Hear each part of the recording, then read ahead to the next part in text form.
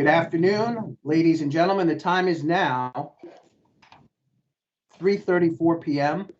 I call to order the January meeting of the Rules, Enactments, and Intergovernmental Relations Committee of the Orange County Legislature. This meeting is being transmitted live via video conference. The public can find a link to this video cast by visiting the Orange County website, www.orangecounty.gov.com, clicking on the tab for the legislature, and locating the Rules Committee meeting on the calendar. Please silence your cell phones, electronic devices, and while not involved in the discussion of agenda items, please select mute on your iPad, tablet, or computer. Thank you. At this time, would you please rise for a moment of silent reflection, followed by the Pledge of Allegiance.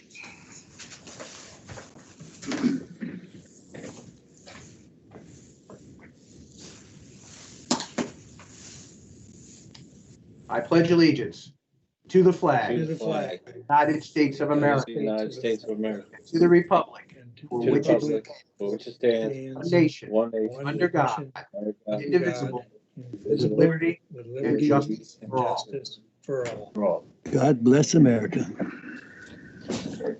Thank you. Would you please call the roll? Amo, Here. Benelli, Present. Cheney, Here. Hines, Here. Kulisek, Here. Paduk, Here. Bureau, Here. and Fagion. I am here. Thank you, Dory. All present. You're welcome. All right, for continuity purposes, as we go through the agenda, I will ask those who have business before us to speak to those matters. I will then turn to members of the committee for their questions. Next, I will ask other legislators not on the committee if they have additional questions. And as I run down the list, joining us here today are legislators Benton, Tortel, Tui, Stegenga, O'Donnell, and Sassy. Good afternoon, all. Before we begin today is January 20th. In the spirit of this great nation, I was reading some past inaugural speeches. And allow me to quote President Abraham Lincoln from his March 4th, 1861 inaugural. Quote, "We are not enemies, but friends. We must not be enemies. Though passion may have strained, it must not break our bonds of affection." I offer that today as we begin our meeting. And I will start with agenda item number 1. And this is a resolution recognizing February as Black History Awareness Month. And with deference to our leadership, I would ask if all would be considered to sponsor and co-sponsor. Yes. I would agree. Motion. Absolutely. And I need a motion and a second. A motion is by Mr. Kulisek Benelli, second. Second. and second by Legislator Benelli. And thank you all for that. And as this resolution states, recognizing February as Black History Awareness Month. Since 1976, February has been recognized in America as Black History Month to celebrate the contributions of African Americans in our society and the world. The resolution goes on to talk about Dr. Carter Woodson, whose parents were former slaves in the South, changed the consciousness of people regarding the true and positive place of Black Americans in history books. The resolution therefore resolves that the Orange County Legislature recognize February as Black History Awareness Month for Orange County, and we commend these sentiments to every citizen of Orange County, that all might reflect upon the contributions of people of African descent to culture here in the United States. I offer it up for discussion. Any discussion or comments? All right, not seeing any. I will call the question. All in favor, aye? Aye. Aye. Aye. Aye. Aye. Opposed? And the motion carries. Thank you all. Let's turn to agenda item number 2. And joining us is Harry Poor from the County Executive's Office. We have 2 items on agenda item 2, and we are going to separate them. We'll start with A, and I'll seek a motion and a second for the following. And this is a request confirmation of the reappointments to the Orange County Planning Board of Cleveland Best, Elaine McClung, Mike Sweeten, and Stu Turner. This is legislative request number 010. I seek a motion and a second. Kulisek motion. Cheney, second. Motion by Mr. Kulisek, second by Mr. Cheney. Mr. Poor, the floor is yours, sir. Well, good afternoon, everybody. I'm really happy to be able to bring these names to you today. Cleveland Best has served wonderfully over the last few years. His term to expire upon this reappointment is December 31st, 2022. Elaine McClung, same deal. Very high quality participation in the planning board activity. She would also have a term that would go to December 31st, 2022. Mike Sweeten, you all know, a town supervisor in Warwick. His term also for reappointment would be to December 31st, 2022. And Stuart Turner of Tuxedo Park, very well-known professional planner. He would return as a reappointment for an office to December 31st, 2023. All right. Any questions from the legislators? I see Mr. Remo has his hand up. Mr. Remo? Mr. Chairman, I'd like to have my name added to that. I served for around 8 years on the Woodbury Planning Board, and Mr. Turner was our consultant, and I can speak so highly of his ability. All right, so noted. Thank you, Mr. Remo. Additional questions from committee members? Not seeing any questions from four other legislators joining us. Okay, not seeing any there. I'll call the question. All in favor, aye. Aye. Aye. Opposed?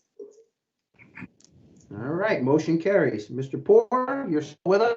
We'll turn to letter B, and I'll seek a motion and a second for the following. This is a request confirmation of the reappointments to the Orange County Board of Ethics, and this is for Richard Golden and Paul Johnson. This is legislative request number 013. Need a motion and a second, please? Benelli move it. motion. Hines. Motion by Ms. Benelli, second by Mr. Hines. And Mr. Poor, the floor is yours, sir. Okay, again, these are both reappointments to the Ethics Board.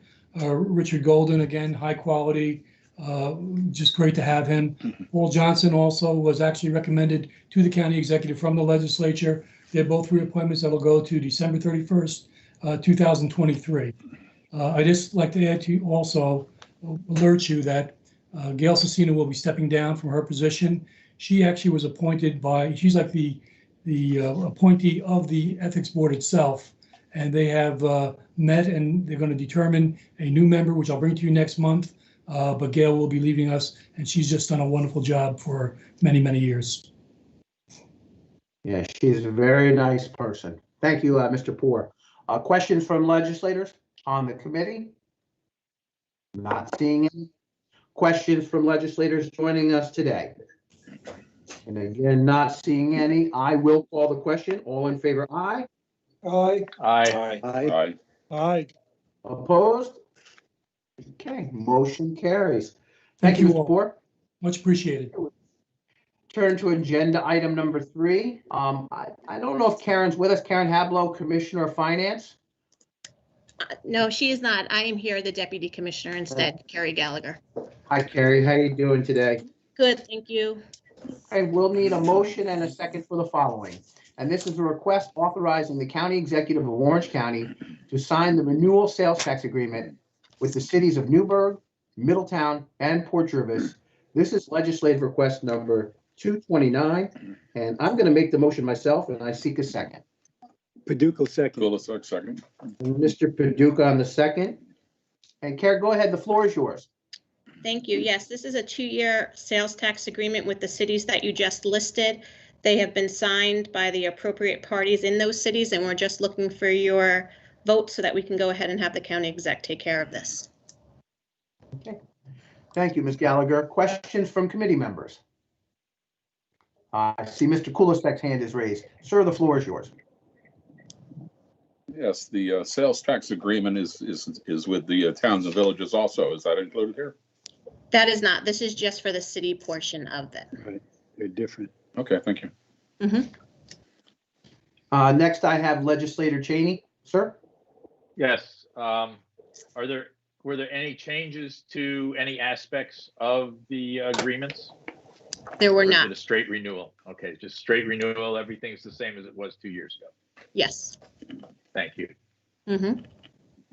And Carrie, I do have one question, and the length of the contract is, or the agreement is how long? 2 years. Okay. It's from, give me 1 second. Yeah, it's 2 years from March 1st to February 28th for the 2-year period. Okay, that starts March of this year, 2021. Yes. Mm-hmm. Okay. To 2023, God, that seems so far away. Interesting, indeed. Okay, that being said, any additional questions from legislators on the committee? Okay, not seeing any. Any questions from legislators joining us this afternoon? Legislator O'Donnell has a question. Mr. O'Donnell, the floor is yours. All right, so can you give us, I know you won't have this information now, but can you bring it to us next month? What the percentage of lost sales tax was for the cities compared to the percentage of lost sales tax to the rest of the county, for the towns and villages? All right, I just want to see how that matches up, because there's a difference in percentages of sales tax that goes to the cities compared to the towns and the villages. I have Mr. Brescia, Chairman Brescia, the floor is yours, sir. I would imagine, and probably pretty accurate, that that's commensurate with the entire sales tax agreement. The cities receive approximately $2 for every dollar that the villages and towns get, which I've always said was unfair, and you know, I'll argue that till the day I die. But the county exec has to negotiate this with the 3 city mayors or a manager in the mayor's absence. But I've always said it was unfair. But Jimmy, it's got to be, you know, I mean, Carrie and Karen can clarify that, but it's got to be about the hit across the board by percentages. If I may, Chairman Brescia, I believe that this question could probably be answered in Ways and Means as early as Tuesday. And with deference to Chairman Benton on the Ways and Means Committee, perhaps we can have those answers brought forward maybe as early as Tuesday in Ways and Means. Chairman, I was thinking the same thing, that we do have a committee meeting on for Ways and Means, and we'll try to address that, if that's all right with you, Mr. O'Donnell, on Tuesday.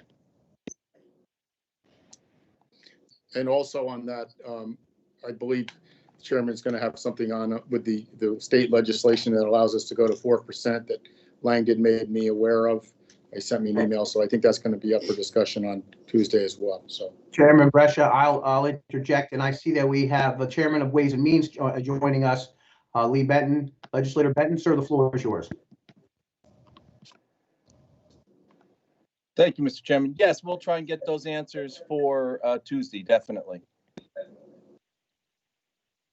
Okay, great. I appreciate that, Mr. Benton. Any additional questions from legislators? Okay. And Mr. Brescia, I remind you, your hand is still raised on the screen. Thank you, sir. And that being said, on this matter, on item number 3, I will call the question then. All in favor, aye? Aye. Aye. Aye. Opposed? Aye. Okay, motion carries. Thank you, Carrie. Appreciate you. Thank you. Stay well.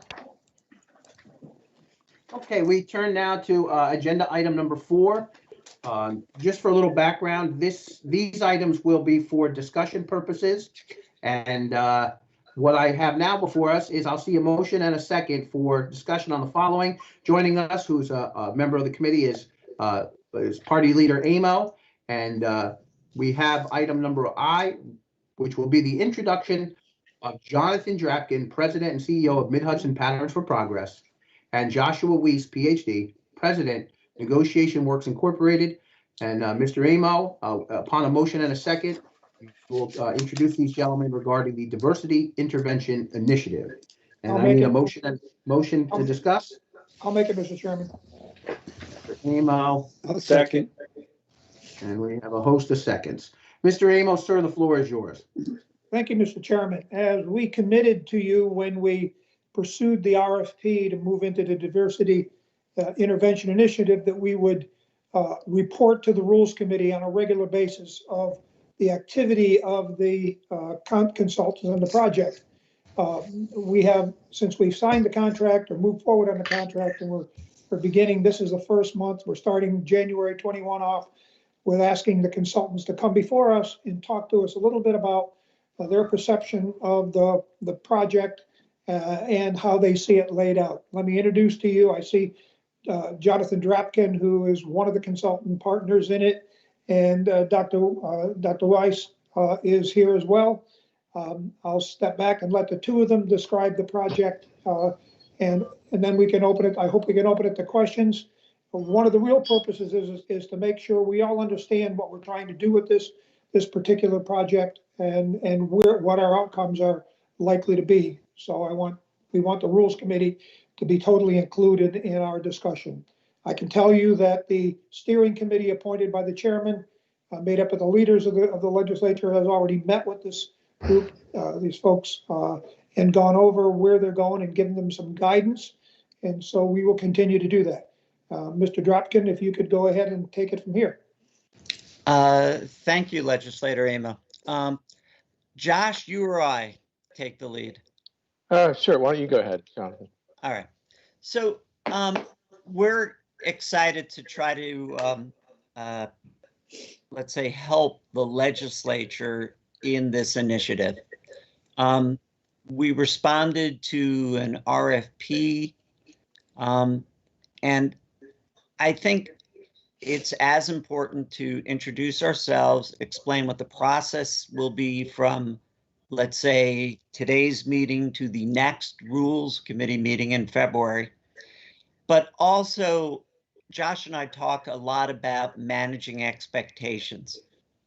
And it's important for, I think, the committee and the consultants to have a clear understanding, as much as we can, right from the beginning, that we're not going to solve decades, century-old disputes in the course of this contract. We are going to try to leave the legislature, though, with a process for addressing conflicts that may occur in the area of diversity and intervention for it. But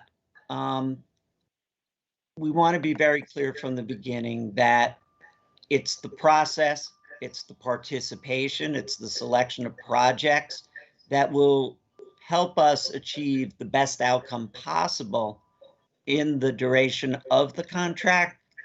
But if anyone is thinking that we're going to solve decades-old problems in the course of this, then that is something that we should, discuss or make certain that we're all on the same page when we begin this process. Josh? Sure. Just to add that, when we responded to the RFP, what I had suggested to Jonathan was really a process that is a fairly common conflict resolution approach to trying to handle conflicts. And at the same time, trying to build relationships between different communities.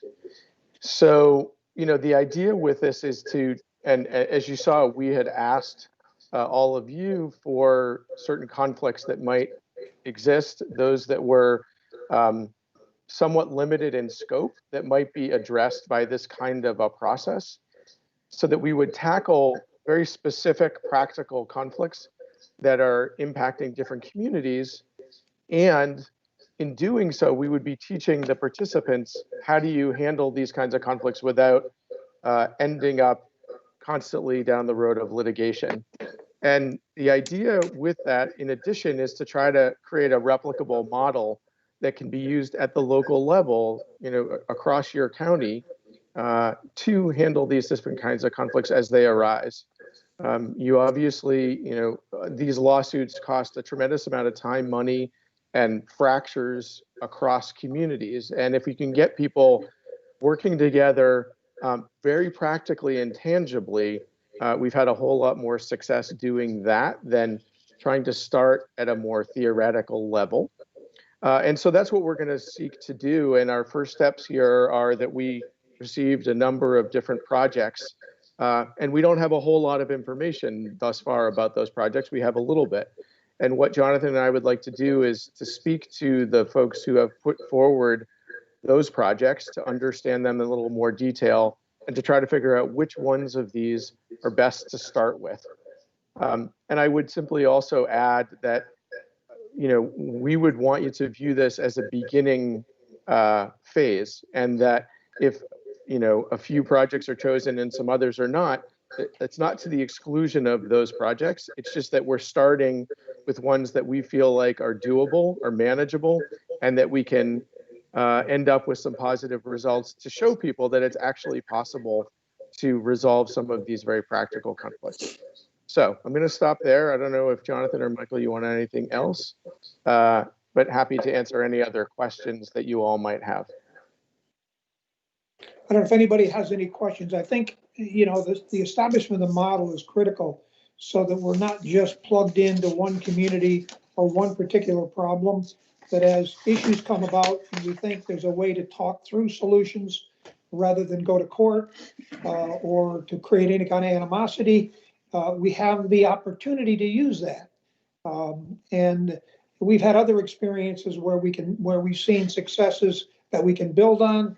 I think this is another opportunity to find a few successes that we can build on and are comfortable with. I know Josh didn't mention it, but when the chairman sent out the email to all of us saying to submit your suggestions for potential projects that have attainable conflicts in them, we received 7, I believe, 6 or 7, I'm not sure right now, that came in, which I was quite enthused about. I certainly didn't expect we'd get 6 or 7. So we have 6 or 7 that we have to flesh out, and we being the consultants.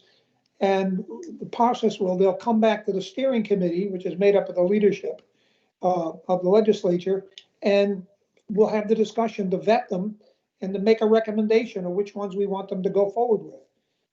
And then come back to this group and keep you continually involved with where we're going. We would also hope that as you get information from the constituents or groups, you share it with the steering committee so we can modify the process. So it becomes an iterative process. We can build on it and learn at each step of the way.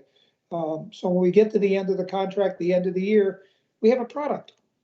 I'd like to, having said that, a product that's doable and reasonable, that I think is in our, by the way, of some of those that I read, I know enough about some of them that I think they're kind of exciting. There's some real opportunity to do some good things, and I'm excited about that. I hope the consultants flesh it out for us. I stop there, and Mr. Chairman, if anybody has any questions, I'd let them ask. I will seek and entertain questions from the committee, and I see that we have Legislator Hines. Sir, the floor is yours. Thank you, Mr. Chairman. I'm curious to know what type of projects. I don't need specifics, but what type of issues were submitted, because that has, to my knowledge, hasn't been shared with us yet. The project. Hold on, let me just, what did you, Kevin? I didn't hear the last part of your statement. I don't know what projects were submitted. What type of issues are we looking at? Do we get a say in that? Or is just the steering committee going to pick? What's the procedure? Okay, let them talk about the committees and we can talk about the process.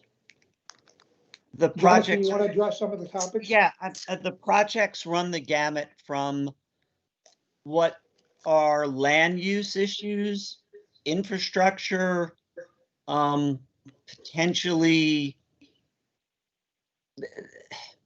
others that are complicated by issues of race and religion. And so but we have to flesh out which of those that were submitted are actually doable during the course of this contract. I've got to, as consultants. Jonathan, that's Kevin's German Shepherds that if you don't say the right thing, he's going to leash on you. It's not true. I'm in my Newburgh office. No dogs of mine. No, that's not your dogs. Oh, I'm sorry, Kevin. No. This is actually my dog. Hold on. It's your dog. Oh, good. I'm going to turn this back over to Josh. 1 second. So I'll pick up there. I can't do anything about the dog in Jonathan's house, but I can just comment that really, in many ways, so Jonathan mentioned a few of these different scenarios. What we're looking for are conflicts that are not too complicated to begin with, those that we can actually make some progress around. And that's part of the selection process. But a very important part of when you're picking conflicts or trying to work on conflicts is the analysis piece of figuring out what's really going on in a given situation. So what we want to do between now and the next meeting is delve deeper into these and try to figure out which of these would give us the best opportunity to try to make some progress during the length of the contract so that we can demonstrate what this is all about. Kevin, to the second half of your question, I have to kind of defer to our group and the chairman on this one. Is that, as far as I'm concerned, the steering committee is essentially an offshoot of the rules committee. And so you tell us if there's something you want different than we're doing. I think we thought that we'd save time and energy if we became the kind of the worker bees on this project and report back to you.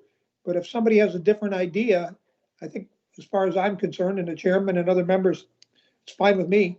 I don't think the rules committee, I didn't think the rules committee wanted to roll up their sleeves and work on it, but we're open. If I may, Mr. Remo, maybe you can tell us who's on the steering committee.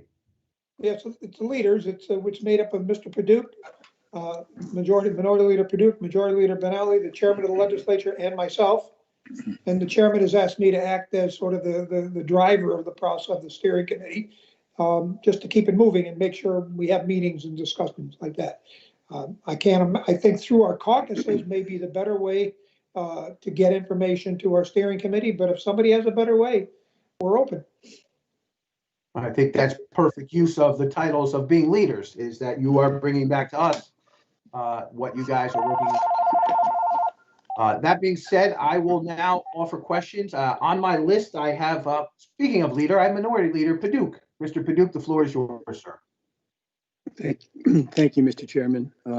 Just as we met with Josh and Atoms for Progress recently, we had a whole lot of discussion regarding some of the issues that were presented in those proposals. I'm feel a little bit better now that they're going to be discussed with the people who submitted the proposals. However, we didn't discuss one of the people that supposedly is going to be involved, and I'd like to know how they're going to be incorporated, and that would be the Human Rights Commission. As our understanding is that at the request of the legislature, it was too soon for us to incorporate any particular agency of the county government, nor did we have any authority to do that. Instead, what we're doing is, as we get closer to leaving you with a process, it is the process that I think in each circumstance, it may be, let's say, if it is one that involves more of, let's say, diversity issue as an undertone, it may fit better within the Human Rights Commission. If it's a dispute over land, then it may fit better within the Planning Department. So I don't think we're committing at this stage to any particular county employee or department participating yet. It's too soon to do that.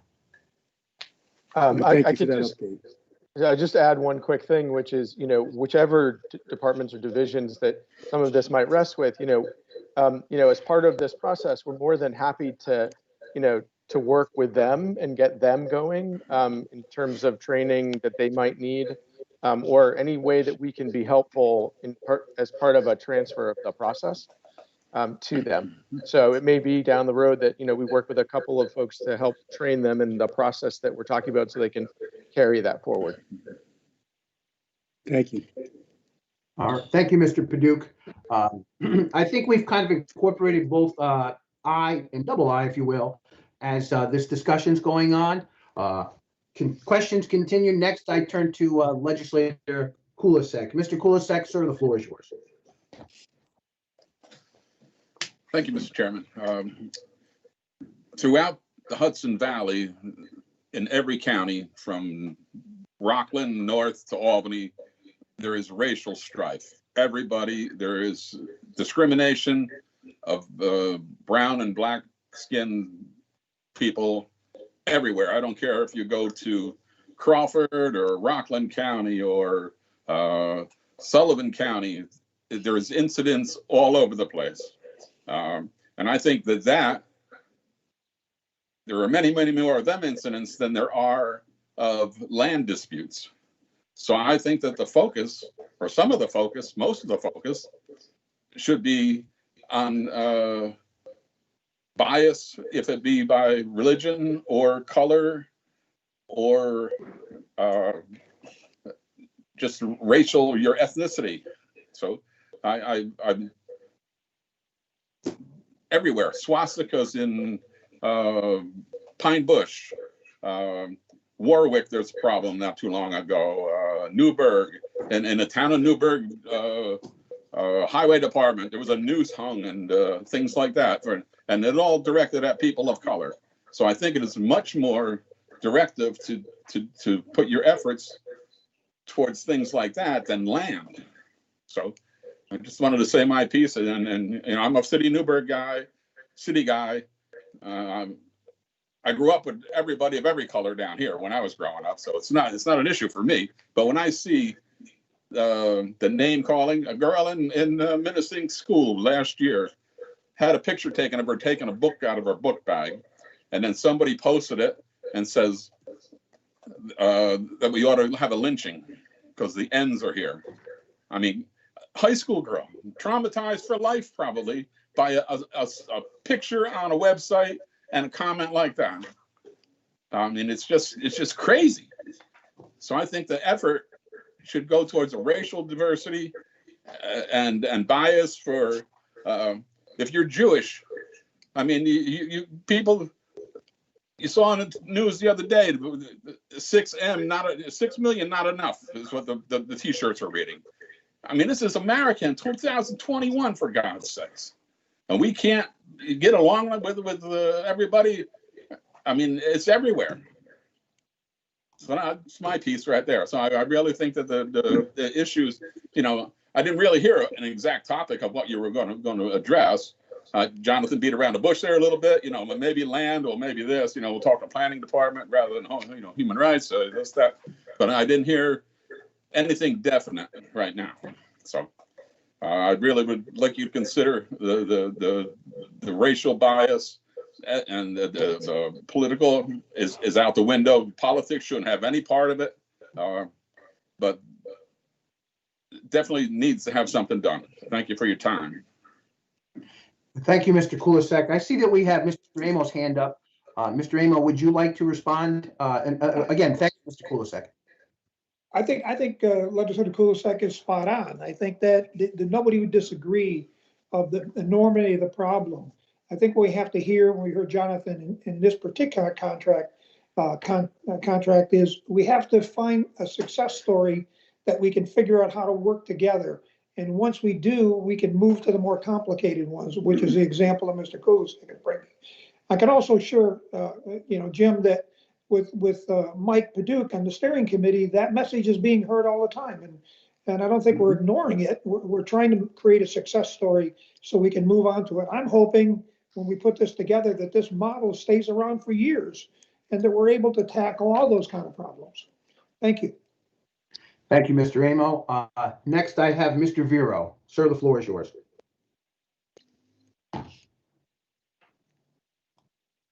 Voice. You're muted, John. I had Mr. Vero. I don't know if he dropped off the call. Sorry about that. There you are. He's leading. He's leading today. I'm ahead of Mike right now. Sorry about that. Now, when I heard the issue about You'll catch up, Mike. that's very prevalent and a big problem in Orange County. If you look at Monroe, South Blooming Grove, Chester, land disputes are a very big problem, and it's right back directly to a religious sect, and it's been going on for decades. So I think it's very important to include land disputes in there. It always has been a problem for 20 and 30 years. If you're looking at Chester, Blooming Grove, South Blooming Grove, Monroe, It's very prevalent, very important. Thank you, Mr. Bureau. And I don't see additional questions from legislators, although I do see, Josh, you got your hand up. Josh, sir, the floor is yours. Thank you. I just wanted to say a quick note about the comment about racial conflicts, et cetera. So, of course, where I live, it's a similar kind of issue. I think part of the challenge is, again, with a contract of this scope, we have to think, what do we do here? How do we try to make a difference in certain ways? And there are different ways of trying to approach racial conflicts around religious values and things along those lines. Some of my first work in the world of dealing with conflict was actually in the former Yugoslavia after the war. And part of my job was to try to stitch these communities back together. And we chose to start by getting them to rebuild telephone wires and fix water piping between communities, things along those lines. And the reason that we did that was because we knew that they weren't open to anything else. We knew they weren't open to sitting down with each other because the wounds were raw. And so we had to start very practically and tangibly. And as they worked together on these specific projects, they began to see the other a little bit differently. And so part of the philosophy of this is not just about a well here or a pipe here. It's getting the people in those communities to work together so that they begin to see that, well, yeah, we have some issues with people in that Hasidic community, but we also sat down around this pipe and we're able to figure out a solution. So it's not the outcome and the particular issue that we're talking about. It's that philosophical way of trying to get people to engage with each other when they're not. When that, and that's a very big part of the problem is people live in their own little bubbles and they're not interacting. And so one way to try to begin down this road, because, Jonathan and I can't do something about the vast racial conflict that covers your county, let alone the systemic kind of elements to all of that. What we can do is we can, again, kind of create this model that demonstrates that, hey, here's a practical problem, a practical conflict that we were able to do something about. But in the process, we got people engaging with each other so that the next time something comes up, they don't call a lawyer, they don't rush to a lawsuit. They say, hey, let's get back in touch with those people and see if we can't work this one through just like the last one. That's the idea. And like I said, we're taking a practical, tangible approach to a much bigger challenge, and we'll see where it goes. As legislator Remo said, we're hoping that this gets replicated across the county in different ways. And if folks that can be part of this, is going to take a much bigger effort than two of us in that regard. So I just want to be clear about why this approach and what we're really trying to do here. First of all, I just want to say thank you for that, and I appreciate everyone's comments. One of the things that we have here is the strength of the steering committee, because all leaders are involved with that. And I think a lot of this dialogue should be funneled to our leaders so that in their committee, in their work project and work process, a lot of these issues can be discussed and brought to Jonathan and Joshua. But all of these are very tangible here. I just want to remind everyone, we do have a very heavy agenda, and I don't want to cut anyone off. I do have 2 more hands raised, but I would suggest and compliment our leadership, take advantage of our leadership and how they have formed that committee in terms of that work group. Next, I have Majority Leader Benelli. Thank you, Mr. Chairman. And Josh, thank you for elaborating a little bit more and clarifying what our goals are here and trying to achieve. I want to remind everybody that all 21 legislators had the opportunity to submit an idea, a project, a concept. It was very new to us and not fully understanding exactly what the goals were. There were various different types of attempts at this. We did receive some input from 6 or 7 legislators. And that's what we're focusing on. It is not the steering committees or, and this is my opinion, and I believe the people that I'm working with, that we share this opinion. We're not going out and searching these things. We asked as for inclusion with all 21 of you to be able to give us your input so that we can craft something that is in keeping with what Josh just said. And of course, the main goal is to come up with a project that has a likely positive outcome. So I just wanted to remind everybody that that's it. We're not sitting there saying we're going to pick and choose these types of things. It's going to go through a vetting process of our consultants, and they'll make recommendations after. And this, when I heard that they were going to do this, I was very, very pleased. They're going to speak with each individual legislator that submitted a concept, an idea, an issue, and they're going to try to get to the root of it to see what we could actually work with. And I think that that's a very important factor for us to all remember. And thank you, Mr. Chairman, and thank you, Josh and Jonathan, for joining us today, because this was just really an introductory meeting. We're not getting into the meat of this today at all. Thank you. Excellent points, and I appreciate that. I see that we don't have additional hands raised. As far as introductions go, gentlemen, thank you for being here today and kind of telling us a little bit about you guys and also about the update here. Mr. Amo, I lean heavily on you, as well as Mr. Paduch and Majority Leader Benelli, and well as our chairman, to continue this process along.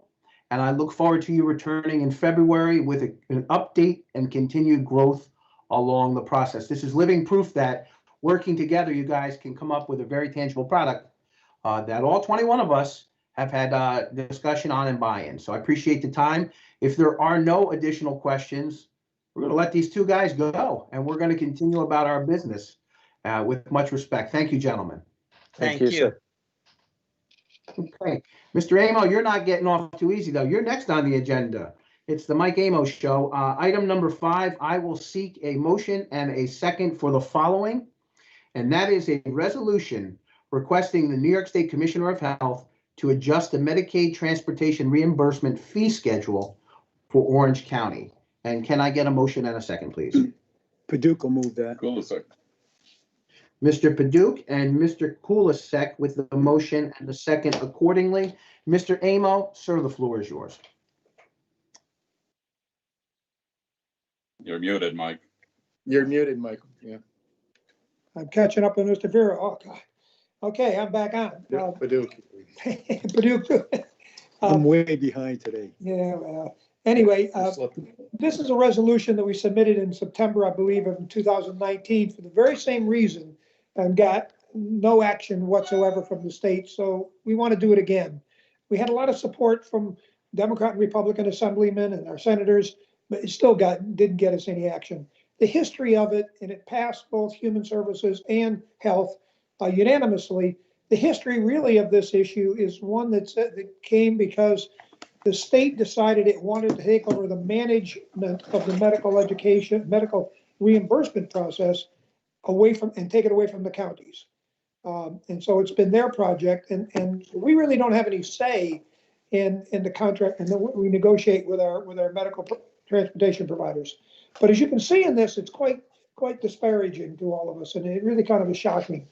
The Orange County gets probably a half or less than a half of what most of their surrounding counties get in pickup and drop off rates, and probably so much less than we get in our mileage rate. We just, for some reason, are very low, and we have to change that. And I believe the only way to do that is for the governor to put a request in the budget for some more money to do this. And so we have to get it there now, and hope that our representatives in Albany will push it for us. So that's all. I appreciate it. And on procedure, Mr. Amo, you presented this both in Human Services and Health and Mental Health yesterday, and Correct. both received unanimous support, correct? Correct. Okay.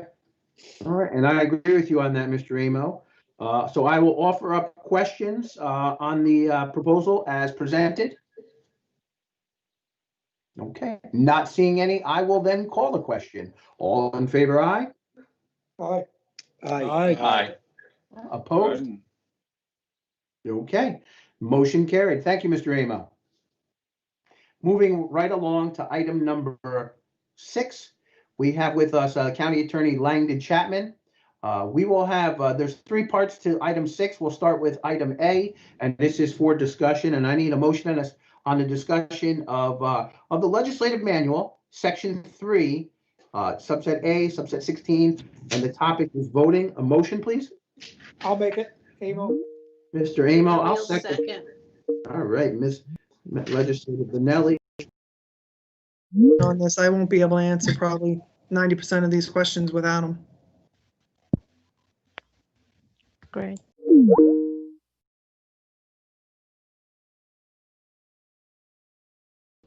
For asking me the question 3 days after your legislative council of 20 years retired. I really appreciated that, by the way. All about timing. But the bottom line is 16A in your legislative manual, it's pretty plain English, says every legislator present, when a question is stated from the chair, shall vote thereon, comma, unless excused by the chair or unless he be directly interested in the question, period. Unless a legislator expresses his vote in the negative, comma, the same will be recorded in the affirmative, period. So to me, the plain English reading of that is you either vote no, or you are excused because you have a reason, you're directly interested in the question, or you're recorded as an affirmative. So I think the question back and forth is what happens when we abstain. If you have a direct interest in the question, you can be excused by the chair, and that would be an abstention. Otherwise, you vote no, and if you don't do that, then the same shall be recorded in the affirmative. So that's in the legislative manual, and it has been apparently for some time. Okay. I hope that answers the question. I'm sorry I couldn't pull it out of the top of my head that day, but I was in another meeting at the same time. Well, I appreciate you coming today to address that. I will offer up the floor for questions, and we'll start with Chairman Brush himself. Sir, the floor is yours. That being said, I guess I should thank Jim and Mike and Lori and Joel for their votes a week or so ago. Well, unless those legislators express their vote in the negative, the same will be recorded in the affirmative. So that's just, it's not discretion. The word is will. Yeah. Just kidding. Oh, sorry. Next I have Mr. Amo. And you're on mute again, sir. I just hit it. I was on and I shut it off by accident. Sorry. Mr. Chapman, does that require anybody who wishes to quote abstain to ask permission of the chair to do so? In my view, the answer is yes, because it's unless excused by the chair or unless he be directly interested in the question. So let me modify it. You can be excused or unless they're directly interested in the question. So I guess you could abstain. You could state you are directly interested in, I hope I'm not yelling. I just realized I think I'm yelling. I'm sorry. But, you're okay. You're fine. Unless you're directly interested in the question. And I think at that point, even if the chair didn't excuse you, you could state why you're directly interested in the question, and therefore abstain. Mr. Chapman, I would ask us with respect, is it required that you specify a reason for your abstaining or for your being interested? Or can you just make that demonstrative, just make it clear that you have interest, therefore you can't vote? Well, I think you got to explain. Look, the rules are silent on that. I can tell you that the normal experience in all the parliamentary bodies I've participated in states the reason. I'll give you an example. Senator Mary Lou Rath was a senator from the Buffalo area. Her husband was a Supreme Court judge. I distinctly remember her abstaining on judicial salaries because it would directly affect her husband's salary. So she stood up and she said, I'm abstaining because my husband's a judge and therefore I'm directly pecuniarily benefited here. I'm abstaining. So I've recalled many instances where people state their direct interest. And I'll tell you that when you have an ethical conflict at the town board level, and some of you former town officials may recall this, you actually file something with the town clerk of what the potential conflict is up front. So no, I would think you should explain why you're directly interested. Otherwise, you could have anybody say they're directly interested. Thank you. Next, I have Legislator Hines. Sir, the floor is yours. Thank you, Mr. Chairman. Langen, what if someone says I don't have sufficient information to make a decision and say they make a motion to refer it back to committee or what have you, and that's denied? Then they don't have sufficient information in their mind. Is that grounds for an abstention? Not according to your rules. I mean, the whole purpose, respectfully, of debate is to inform legislators who are uninformed of what the information is they have. And then at the end of the day, legislators got to vote the best way they can vote based on the information before them. And look, we all make mistakes. Lord knows I'm far from immune for that. When you make a mistake, you correct it. If you voted no, and after the fact you learn something different, you feel free to put it on the record next time. Gee, last meeting I voted no on this. I didn't realize that. And as a result, had I been aware of it, I might have voted yes. I would have voted yes. It's just my suggestion for you, Kevin. Okay. Mr. High, is that good? Yes, thank you. Thank you, Mr. Hines. Mr. Amos, sir, the floor is yours. Just a quick one, Mr. Chairman, and maybe to Mr. Chapman. Is that something that we should flesh out in our administrative manuals so it's clearer than what you see? Or is it an interpretive one? Well, look, I think at the end, if you wanted to say what does directly interested mean, I think you'd go ahead and define that if you wanted to. But you know, you get hired for this job, and if you're directly interested, you have a duty to abstain, and you should tell your constituents why you're abstaining. And you know, I would think that that's the best way of making a record. Let me just flesh it through with litigation. Mr. Amy, I'll just use you since you asked the question. You abstain. I'm directly interested. Well, why are you directly interested? I'm not going to tell. The motion fails by the narrowest margin or passes by the narrowest margin. You get somebody who's aggrieved and goes into court and then wants to go argue that you should or shouldn't have done so. You can have a whole piece of litigation going on when all you simply had to say is, well, gee, my wife gets paid by the company, so I didn't want to vote on a contract with it, or I get paid by the company. Just give an example. All right, Mr. Chairman Brescia, the floor is yours. Yeah, I think I'm going to do my due diligence and maybe ask for reasons for abstentions henceforth, because we just use it willy-nilly, and we're doing a disservice as legislators to our constituents when we abstain for very little or no reason, and we certainly shouldn't do that. So, I mean, Legislator Benton succinctly said why he had to abstain at that meeting, and you know, and I wouldn't question any legislator that set forth the reasons for the abstention. And I know maybe the Democratic caucus did that for thinking that a no vote would have been more conciliatory or more of an olive branch to leadership. But I told them on the floor that I would have rather had them vote no, and I would have been okay with that. But abstentions for very flimsy reasons are not good for any of us and our constituents. Thank you. Mr. Chapman, I do have a question for you. As chairman of this committee, there are 8 members of this committee. And so we need 5 votes to pass legislation in this committee. An abstaining vote then therefore is considered a yes vote according to the description you provided? Yes, sir. And that goes towards the count total? That goes towards the total number to reach 5. Yes, sir. Unless it's a valid extension.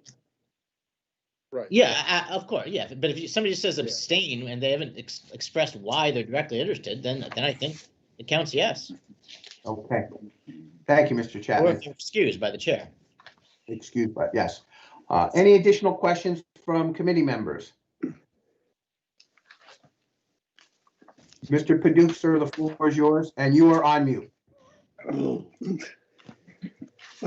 Just one concern with that. I don't remember hearing any excuses, some excuses I've heard, but there's been a lot of times where members of the legislature have abstained on many issues with no directly interested comment. So, you know, we want to fix it. That's fine by me. I just, you know, it seemed like it was an all of a sudden thing that now we have to fix something that I've been doing here for 23 years. So I'm glad that we're addressing it. I think it's important to make sure that we understand when we abstain, if we have a direct interest, like maybe, and I'll use Steve as a perfect example. I've talked with Steve about many issues in relation to discussing things with me, or including me as a leader in some of the things that take place. And, you know, I'm directly interested in that. However, We haven't worked that out quite yet. So that's why I abstained. Okay? So is that a direct interest like that? Is that a reason to abstain? That didn't show that I didn't support him, but it lets him know that my interest was to do a better job in working in conjunction with me as the Democratic leader. And that's my point in why I abstained.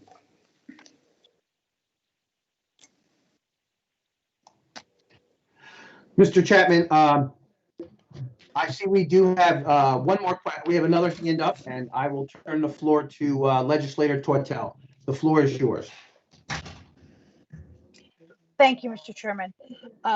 Mr. Chapman, can you explain to me how, in different circumstances on different boards, when we were explained the voting process and in multiple classes, it was, if you abstain, you're formally declining to vote either for and against a proposal or a motion. You're choosing not to vote yay or nay. Is that not addressed in our manual? I can only say what your manual says. It's every legislator present when a question is stated from the chair shall vote thereon, unless excused by the chair, or unless he, I assume it means he or she, be directly interested in the question. Unless the legislator expresses his vote in the negative, the same will record in the affirmative. So I can't speak to what other classes say. And I get, Lori, that that's a common interpretation, but your manual says what it says. So I'm kind of stuck with what it says. Okay, so then my question is answered that it's not formally addressed as an abstain vote. It's just saying, unless our vote is excused by the chair, then we are voting in the affirmative if we abstain. Or unless, says he, but he or she be directly interested in the question. So, and I think that went to somebody's question of, should we say why we're directly interested? And I think the answer is yes. Okay, thank you. Thank you, Mr. Chairman. Thank you, Legislator Tortel. Great questions and great answers on that topic. And not seeing any additional questions, we'll move on to letter B, or as I sometimes call it, number B. And a motion and a second on the next discussion item, which is party leadership. I need a motion, please. Kulisek motion. Mr. Kulisek is a motion and a second on it. I'll make the second, Benelli. Mr. Chapman, recently, the discussion has been among some legislators regarding party leadership in the light of 2020/2021 now and New York State election circumstances. Can you elaborate and give us some background on this, sir? Sure. And I'll tell you, it's a great question. And I have internally argued with myself over it, and I flipped my own opinion after I argued with myself long enough over it. But really what it comes down to is the way your law is written. And it's actually in the county's administrative code. And what the administrative code has a specific definition in there of party. And the definition talks of having 50,000 votes or more at the last gubernatorial election. So the logical question is, because the state legislature changed that, does that mean we have to automatically change that as well? Or actually, does it mean does ours change automatically as well? And I don't think it does, because you've chosen to provide a specific definition in the administrative code, 50,000 votes or more based on the last gubernatorial election. And it doesn't say as amended from time to time by the New York State legislature. It simply says 50,000 votes or more in the last gubernatorial election. So I think Mr. Amo is still a party leader for the balance of this year. I appreciate that background and update, Mr. Chapman. I will offer the floor to questions from legislators on the committee. And I'm not seeing Mr. Paduch. Do you have a question? I see you're signaling towards your screen.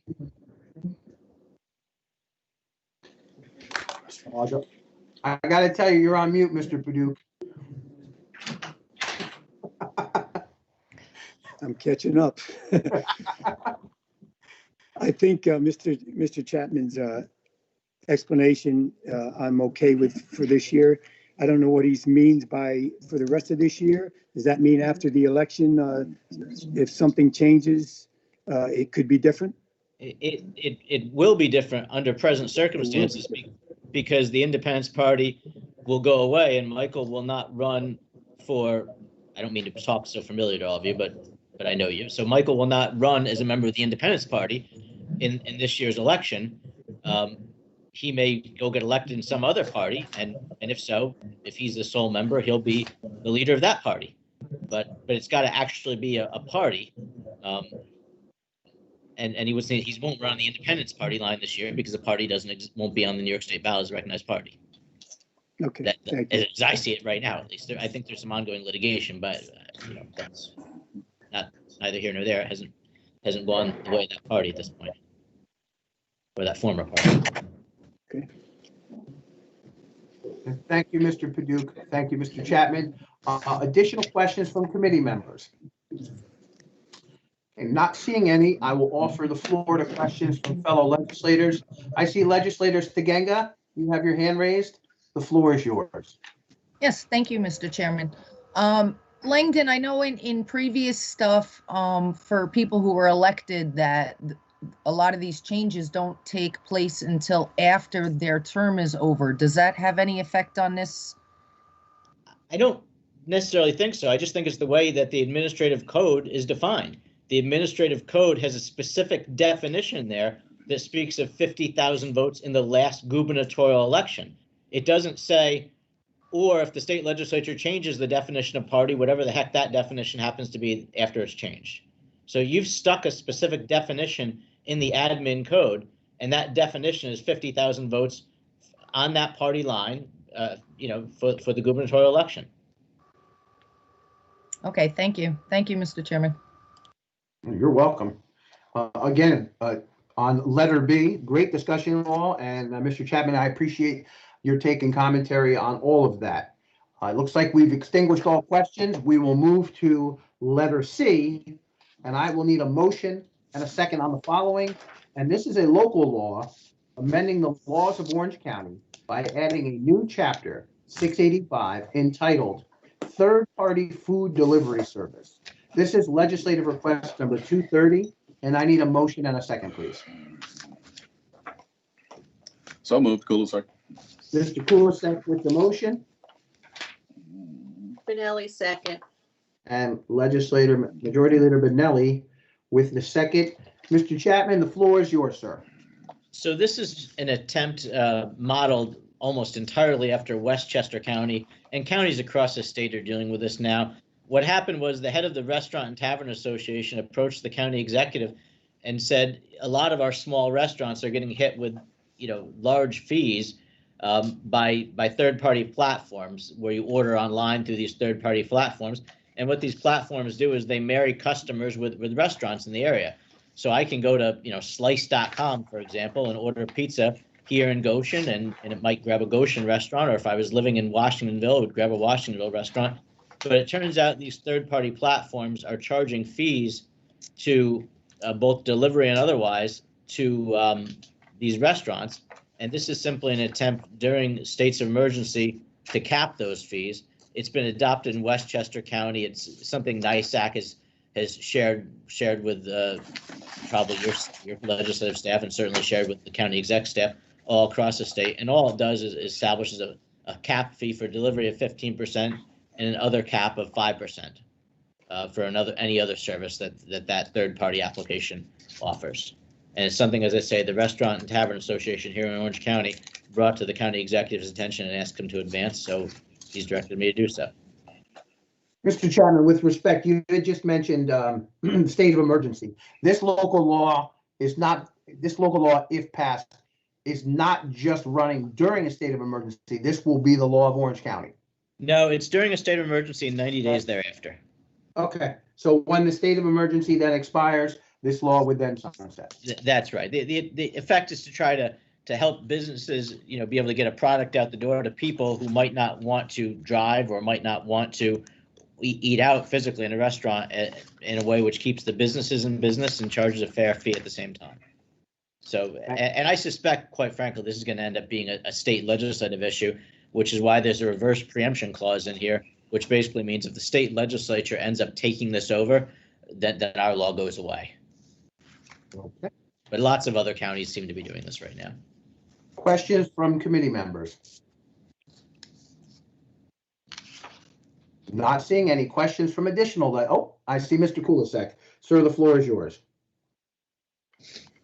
Yes, now, is this a price gouging restriction, or is it, what if their normal fee is, say, $7 for a delivery? And is this going to restrict that fee, or lower that fee, or do away with that fee? It's really aimed at, it caps it based on the value of the purchase price. So if you look at page 2 of the local law, it's on at the bottom. It's unlawful for a third-party food delivery to charge a food service establishment a delivery fee that totals more than 15% of the purchase price of the online order. So we're capping the delivery fee at 5%, and then the next page, the online platform fee at 5% on top of that. So it's a total of, I think I just said 5%. So 15% for delivery and 5% for the online platform fee. So you're capping the fee paid to these third-party providers no more than 20% of the overall order. So your delivery fee may change if you use, these third-party app fees based on the value of the order. Okay, very good. Thank you. Yep. Thank you, Mr. Kulisek. Mr. Paduk, sir, the floor is yours. Thank you, Mr. Chairman. Just in that same regard, what are the enforcement measures?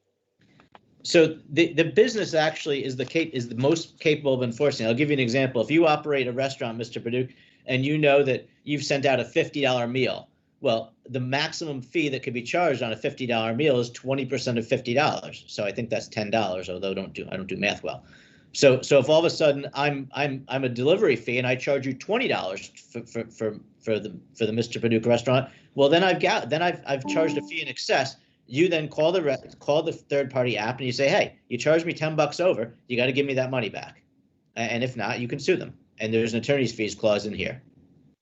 So the police mechanism, it's a civil policing mechanism, and you as the restaurant owner, the payor, will know if you're being charged inappropriately. Okay. Thank you. Thank you. Mr. Kulisek, your hand is still raised. I don't know if you have additional questions, sir. And okay, thank you, Mr. Paduk, or Mr. Kulisek. Any additional questions from legislators on the committee? Not seeing any. I'll turn to additional questions from legislators. I see legislator Stiganga, your hand is raised. The floor is yours. Thank you, Mr. Chairman. Langdon, on a question on that, couldn't that also be detrimental to the restaurants if you don't have a minimum charge?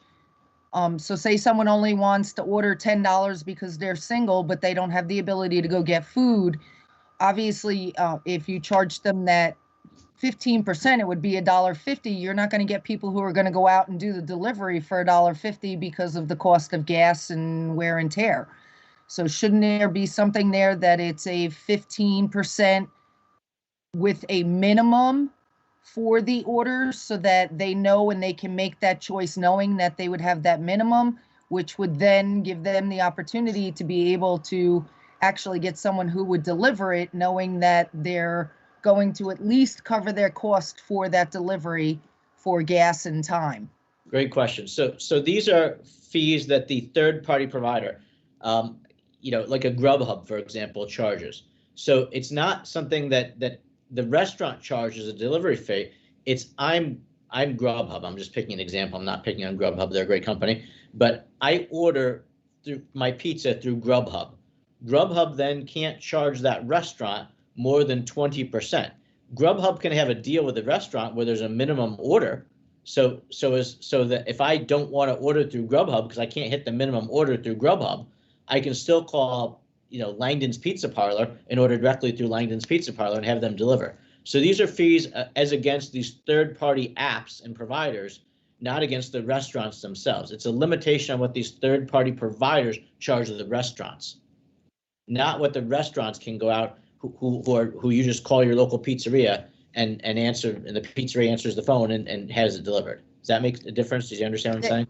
That does make a difference, and thank you for explaining that, because I just want to make sure that it would be clear, because some people would look at it like I just did from the discussion. No, it was a great question. I don't think I explained it adequately before. I think it was a great question, and thank you for helping. Well, thank you very much. Thank you, Mr. Chair. My final comment, it sounds like this law protects both the customer and the small restaurateur as well. That being my comment. I don't see any additional questions. So that being said, I will call the question then. And as presented, all in favor, aye. Aye. Aye. Aye. Opposed? All right, motion carries. Thank you, Mr. Chapman. Thank you. Next on our agenda, we have the chairman himself, Steve Brescia. Of course, he's here with us. I will need a motion and a second on the following, and this is an appointment of legislative council. Motion by Mr. Cheney, Hines. second. And second by legislator Cheney. Chairman Brescia, sir, the floor is yours. Thank you, Mr. Chairman. I believe all of you received the resume of Betsy Abraham. Betsy, you can turn on your screen too, because I'm sure there's going to be questions for you. There she is. Betsy, legislators of the Rules Committee, and Chairman Fagione. With respect to this position, I believe that Betsy is going to do a phenomenal job. I've interviewed her 3 times, and I'm more impressed each time. And a few legislators, including leadership, has. And I know Minority Leader Paduch was concerned about the municipal experience, but if you look at the job classification under suggested standards, there's A, 7 years of experience in the practice of general municipal law, which Betsy doesn't have. But if you go to B, 10 years of experience in the general practice of law, Betsy does have. So each of you has seen her resume. I've gotten 3 letters that I had Jean email to you, and I'll just read a couple blurbs from 2 of them. Hatch and Rose. Dear Honorable L. Stephen Brescia, I write this letter in support of and with enthusiasm for Betsy Abraham, Esquire. Miss Abraham and I first met as adversaries. We litigated a number of cases together. On each occasion, Ms. Abraham was well prepared on the facts, well versed in the law, and tenacious advocate for her client. And it also goes on to say it was clear to me that she had a way with people, and I've noticed that, as well as a personality which exuded confidence and trust. And another letter from Stenger, Diamond and Class says, Ms. Abraham is dedicated advocate and exceptional attorney. Her research and writing skills are excellent. I frequently have had the opportunity to review Ms. Abraham's written work product and have been consistently impressed by her ability to analyze complex legal issues and facts in a succinct, and compelling manner. Most impressive to me, however, is Ms. Abraham's judgment. She has an innate ability to think on her feet, no matter how stressful a situation, and her integrity is unparalleled. There are many duties that go with this job, and please let's not use Antoinette as the measuring stick, because we're not going to be able to find an Antoinette. I've interviewed a few criminal defense lawyers, a couple attorneys that did research for Judge Freehill and others. I told many of you legislators, I don't want to hire a firm. I don't want to hire a person that's not going to be fully committed to the office here. And Betsy Abraham assures me that she is. And I think she would fit well in the office. And I know there are other municipal attorneys out there with more experience, but I think Betsy, with her research and her accolades, is a perfect fit for this office. Kevin checked out one of his best friends and got a good reference on her. Pat O'Connor, who's great friends with Michael Amo, I believe, gave Leader Amo a good reference for Betsy. I'm going to let her speak for herself, but there's an extensive list of duties with this job, and I'm sure Antoinette wasn't proficient at all of them before she came to the office of the county legislature. She was exceptional at seeker and many other duties, but I was involved with the redistricting as rules chairman many years ago, and I'm sure Antoinette didn't have much experience in redistricting before we encountered that, and some of the other duties as well. Open meetings is pretty straightforward, and Betsy knows that she'll have different discourse with different offices and commissioners throughout the county. She knows how to get the answers, very well versed. I'm going to let her answer any questions that you might have of her. And by the way, Minority Leader Paduch, she will, if hired, she will sit at the pleasure of not just the chair, the legislature as a whole. And she knows full well, if she doesn't do a good job, that she's not going to be here very long. But I have the utmost confidence that she's going to do a good job. So fire away with your questions, please. Thank you, Chairman Brescia. As I get set here, just pardon me for just a moment for procedure. I will start Chairman? with, go ahead, Chairman Can I Brescia. just add one other thing I forgot? Yes, sir. I told her I asked her, excuse me, I didn't tell her, I asked her to familiarize herself with the charter, which she's read in its entirety already in the last 2.5 weeks, and the administrative code she's read in its entirety. And she's also brought herself up to speed on seeker, which is an important part of the job. And I also asked her to watch the reorganization meeting too, if she really wanted to see some fun action. So she's done all that as well. Thank you. Thank you, Chairman Brescia. The questions will start. I see several hands are raised, and just for continuity, I'll start with Legislator Paduch, followed by Legislator Amo. Mr. Paduch, sir, the floor is yours. Thank you, Mr. Chairman. As a member of the leadership team, I sat on the interview with one of the interviews with Miss Abraham. Apparently, there were others. She presented herself as a very personable and genuinely nice person. She happens to live in my district, no less. However, after reviewing her resume and the requirements outlined in our legislative manual, that if appointed, she would become the sole legal advisor and representative of the county legislature. I became a bit concerned regarding those requirements for the position, which include not in our legislative manual, but in the performance, knowledge, skills, abilities, and personal characteristics, that thorough knowledge of general municipal law and its principles and practice, thorough knowledge of federal, state, and local statutes, thorough knowledge of county laws and the charter and the administrative code, thorough knowledge of the organizational and operation of county government, and a good knowledge of state and federal laws. Now, you've also mentioned, Steve, already that 7 years of experience is also included in that, but she has more than 10 years of general practice law, which is, I guess, fine by me. Miss Abraham's experience is as an associate attorney in personal injury law and not general municipal law. So during the interview, I asked her directly about general municipal law background, and she was very kind and expressed that she doesn't really have that much in municipal law background. I also asked if she had any experience with budgets. As you know, I'm very concerned in regards to the budgets of the county, and ours being over $800 million, that should be a big concern for all of us. And she really hasn't dealt with budgets. That's how she explained it. I mean, she can go on further when I finish, and I just want to make my statement here. So I asked about the experience and knowledge regarding SECRA or redistricting, which we will be facing this year, and that is really not in her background. I'm very concerned that our legislative attorney, she will need to rely on and probably be influenced by the county attorney's office. So I'm concerned that she has no knowledge regarding our history as a legislature over past concerns or issues that we faced. I also talked with Commissioner Gross regarding the posting of the legislative attorney's jobs, and I was told that it was only posted for a few days and then was asked to be taken down by Chairman Brescia. In my opinion, we should table this appointment until we have reposted it for 2 weeks, or until we receive an additional 2 prospective attorneys who may be interested in the job and who have at least 7 years of required municipal experience. Accordingly, the proposed salary of $115,000 to me is too high. And I will mention that Antoinette Reed started in 2003 at $84,000. She worked 16 years before reaching the salary of $120K in 2019. So I would ask that the appointment be tabled for 1 month, and we'll go from there.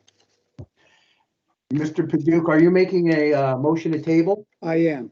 Okay, we have a motion before us to table the resolution, to table the appointment of legislative counsel. Pardon me for just a moment. Motion to table. Do we have For 1 month. For 1 month? Do we have a second? Is a second needed on a motion to table? Yes. That being said, do we have a second to motion to table for 1 month? Yeah, I'll second that. Second by Mr. Kulisek. Discussion on the motion to table? I see hands are raised. I'll ask you, are those hands raised for the discussion on the motion to table or on the presentation of the appointment?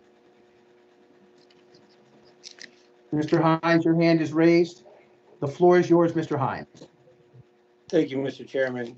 I'm against tabling it. I had the opportunity to discuss our issues, including the ones Mr. Paduch has raised with Ms. Abrams, and I think she's more than qualified to handle it. She's, I believe, a 15-year practicing attorney, and I believe the final salary of Ms. Reed was $132. I'm not 100% positive, but it was at least $130.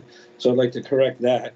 And when you said that the sole counsel would be the legislative council, that is in the charter. However, it does allow for assistance.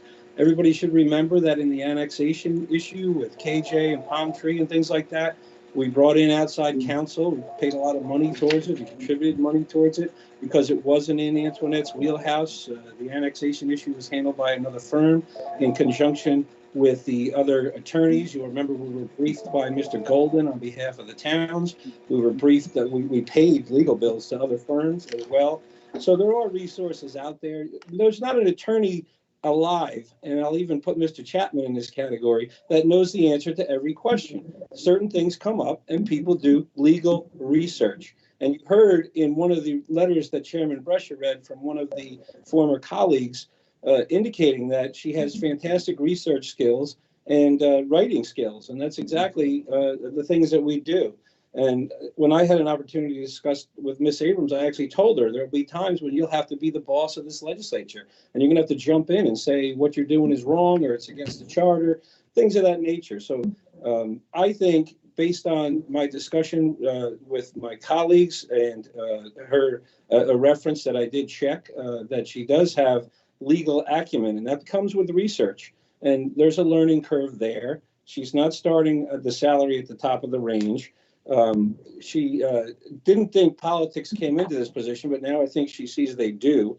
Although her political affiliation is not on the table, and I don't care what her political affiliation is because it doesn't matter.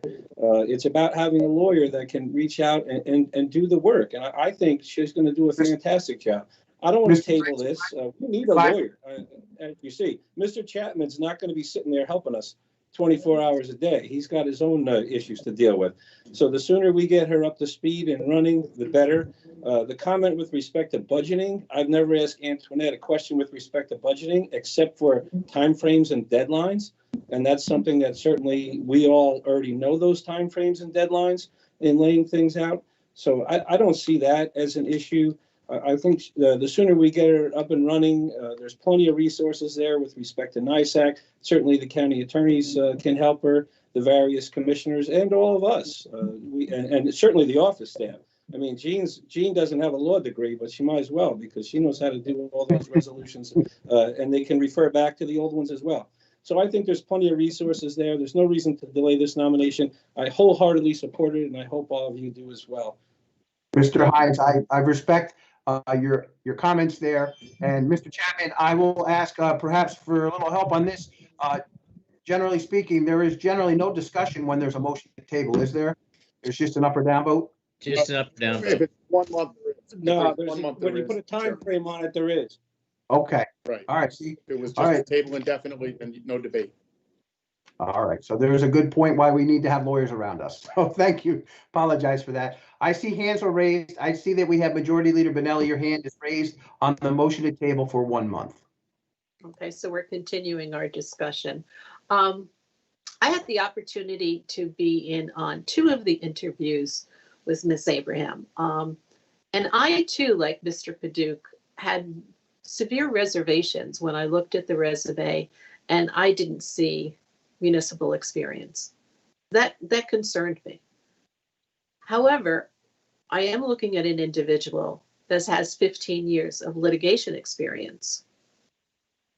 And if you are a litigator and you're working at this job with very, very good resume, with very good supporters behind you, you're doing a great job. she's already demonstrated to me that she has done her homework. I was pleasantly surprised at the very first interview that she had already watched some tapes of our meeting. She had already started to look at the legislative manual. By the second meeting, she had already started to look and review other things. And this is before she even had the job. I agree with wholeheartedly everything that Legislator Hines had to say. I think that her litigation experience far outweighs her lack of municipal experience. And the reason being is she's an individual that is not unfamiliar to doing the research, not unfamiliar with digging in her heels and getting the job done, and not afraid to say, I will research this. She knows how to go about going to the right place to get the answer she wants. I have questioned her as far as working with different departments. I have also questioned her about the fact that we've interviewed a lot of people, and a lot of young attorneys still want to be in a courtroom. And we've seen people that came to this job, came thinking this job was very, very different than what it is. It's a very unique position. And she was totally enthusiastic and up to the challenge. And it was interesting when Chairman Brescia started to read some of the comments made by some of the people that wrote letters in support of her, because those were my reactions when I saw her. So I took my severe reservations in the very beginning off of the piece of paper that's her bio, and having the opportunity to speak with her, question her, and really delve into exactly who she is and the way she's going to approach it. I think she's a wonderful fit for the office. One of my priorities was not only did she have the legal experience and had the wherewithal to be able to help us, but she's going to be a member of a team. And our office staff has become a very well-oiled machine, and they're missing a component right now. And that was something that I was looking for in the previous interviews. I think it should be said that Chairman Brescia did reaching out, vetted various different people with the help of our previous legislative counsel. And this is the first person that came to us that I think will fit the bill. And I wholeheartedly would support moving ahead with this today and not tabling it and doing the appointment for Ms. Abraham. Thank you very much. Thank you, Legislator Benelli. Next, we have Legislator Remo. And you're on mute, Mr. Remo. Catching up, okay.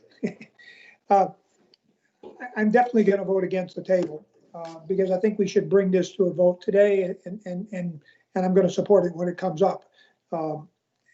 I've heard all the arguments that people have made so far, and I think just about every one of them counted the lack of experience that Mr. Paduch suggested Betsy had. So that even tells me we should move on it. I think the other thing that those of us have been around a while, and I've been around through 2 county attorneys full-time that worked here, and as much as I'd like Antoinette, there were times that I felt I wish she did things maybe a little differently than I would have liked her to do them. But I didn't have a say because I had what she was who we had. I think the beauty, and I said this in the interview with Betsy, is that we have a complete county of professional commissioners and department heads and who can help guide her as she reaches out and finds out the things she needs to know. And more importantly, she has 21 legislators that can tell her, here's how the way we'd like you to behave as our legislative attorney. I get every indication she will absorb all our concerns and show us very quickly that she's up to the challenge. So I hope we move on it today so I get a chance to vote yes for her. Thank you. Mr. Remo. Next up, I have Legislator Paduch, sir. Yeah, thank you, Mr. Chairman. I just want to make a couple corrections. Mr. Hines, when I'm talking, maybe you should listen a little bit more into it. I did mention that it was 219 that she was at one. It took her 16 years to get to 219 at 120. So you're correct in your 132 when she left. However, that was because of salary cap increases, et cetera, et cetera, et cetera.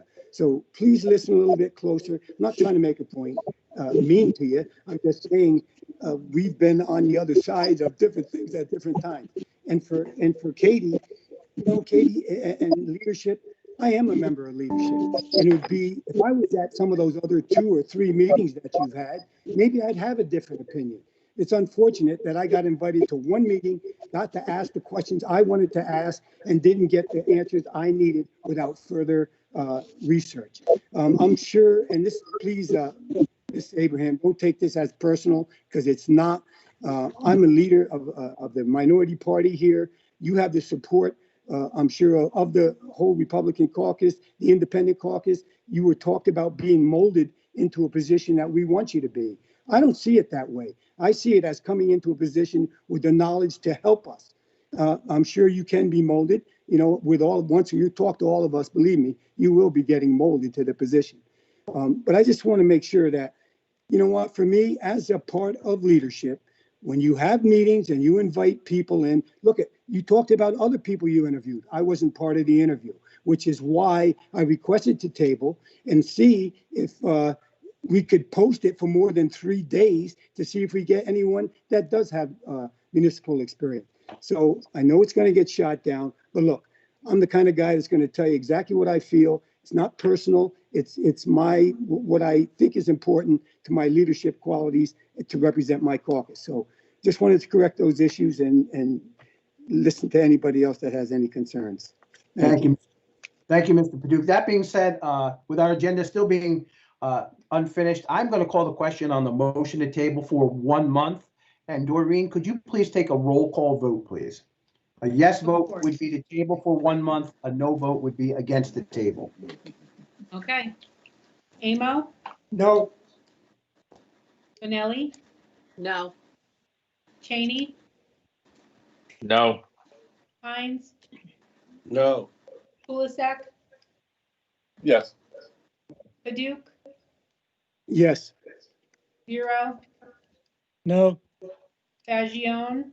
No. Motion fails. Thank you, Doreen. And we'll return to the appointment of legislative counsel. Any additional questions from legislators on the committee? Mr. Paduch, your hand is raised. I will give you the floor. I just wanted to let Ms. Abraham know that please don't take anything personal here. I tried to explain myself to the best of my ability. I have a responsibility to 19,000 people in our district. And I want to be sure that as the minority leader, you know, it's a little harder for me to get the information I need sometimes. So with your help, once you're confirmed, I look forward to working with you. And hopefully it turns out just great for all of us. Thank you. Thank you, Mr. Paduch. Next, I have Mr. Kulisek, followed by Mr. Remo. Mr. Kulisek, sir, the floor is yours. Yeah, since the motion to table was voted down, I'm going to vote in the affirmative to move this to the full body for a full discussion there with no guarantee of how I'll vote then. Thank you. Thank you, Mr. Kulisek. Mr. Remo, your hand is raised. You will have the final question or comment. I just have a comment and a question. What's that? Go ahead, Michael. I have a comment and a question. You know, like Mike had said, I also only had one opportunity to interview her, and I think I got a different perception, and I think I'm ready to support her. And I'm going to have one question of her. Betsy, could you help us here with a legal opinion? If Mike wants to abstain on this vote, what does he have to do? Well, first, I wanted to thank everyone for giving me the opportunity to meet here with you. Pursuant to the administrative code, which I actually had the chance to review rather in depth, and the charter also, and thankfully with the discussion that Mr. Chapman had, for the abstention, there would have to be a reason and/or Chairman Fagione to give the excuse to. Good answer. Thank you, Mr. Chairman. I'm done. You're muted, Tom. Mike, I'm sorry, I was following your lead there, sir. Last, I'll turn to, in the spirit of cooperation. Chairman Brescia, the floor is yours. Thank you, Chairman. I got cut off 3 times on my laptop, so I'm on my phone now, so I just raised my hand physically instead of, it's tough to do on the phone, or at least I'm not versed in that yet. But Minority Leader Paduk, you said that Legislator Hines didn't listen to you. Well, you didn't listen to me when I said about redistricting of Antoinette's inexperience probably before she got to that, and other duties that are on this sheet. Because as we said, nobody is versed in all these duties. But Legislator Hines is probably more experienced in hiring attorneys than any of us. And you, as a former chairman, Mike, of PNC, I said in the beginning, I said A was 7 years of experience in the practice of general municipal law, which you seem to accentuate. But Kevin explained it very eloquently on B, which is 10 years, and Betsy has 15 years, how her experience would parlay into doing a great job as legislators. So I rest my case. If you have any questions for Betsy, please ask them. The chairman will indulge. Otherwise, you can do that at PNC if you're on PNC. You'll be involved with PNC anyway, Mike. I would strongly encourage you. By the way, I did some screening early on. I brought Betsy to leadership because I need to do some screening. I didn't just bring Betsy or any candidate to the legislature as a whole. I brought her to leadership first and a few statutory chairs to have a discussion and see if they felt comfortable. And just about everyone did, except you, Leader Paduk. So that's where we're at with that. So you weren't excluded in the process. But I as chairman, do have the right to do a little screening before I bring a candidate forward. Thank you. Gentlemen and ladies, I just want to remind everyone that comments, and we all allow a lot of latitude in each one of our meetings. We do all work together, but as a reminder, let's keep the comments directed towards the chair and not specifically towards legislators. I believe our manual states that as such, and we can have a free and open debate in that way, but I just remind you all to keep that in mind. And I will allow a final comment from Mr. Paduk. Sir, the floor is yours. Thank you again, Mr. Chairman. And Steve, look, I know this is your appointment, and I'm doing my job as the minority leader. What I would say is that I was invited to one meeting that you interviewed Miss Abraham, one. So you say you had many meetings. That's the issue between me and you. As a minority leader, I am part of leadership. You said you met with leadership a couple of times. You met and invited me once. That's my position here. That's why I'm talking to you about this stuff. I need to be involved more. Look, my vote's as important as your vote to my 19,000 people I represent. No doubt. That's just the point I want to make. And, it's your appointment and she serves at the pleasure of the legislature. So that's just the point I wanted to make, Steve. Nothing personal. Just one more point. I didn't set her up there, but she's in the Democratic caucus room right now. So I hope you're okay with that. I told her to find anything. That's fine. That's actually great. And what I would ask then is once she's confirmed that she has a meeting with the Democratic caucus, and I look forward to setting that up with her. I'm sure she will. Thank you. Gentlemen, thank you for that debate. And that being said, I see that all questions have been extinguished. First of all, Betsy, I want to thank you for being patient and sitting through our meeting.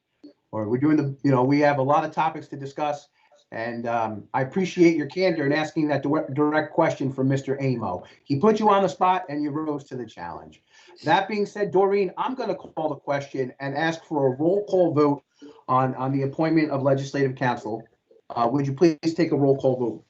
Absolutely. Amo, Yes. Bonelli, Yes. Cheney, Yes. Hines, Yes. Kulisek. Mr. Chairman, this was moved to go to the legislature for a full vote, right? Yes, sir.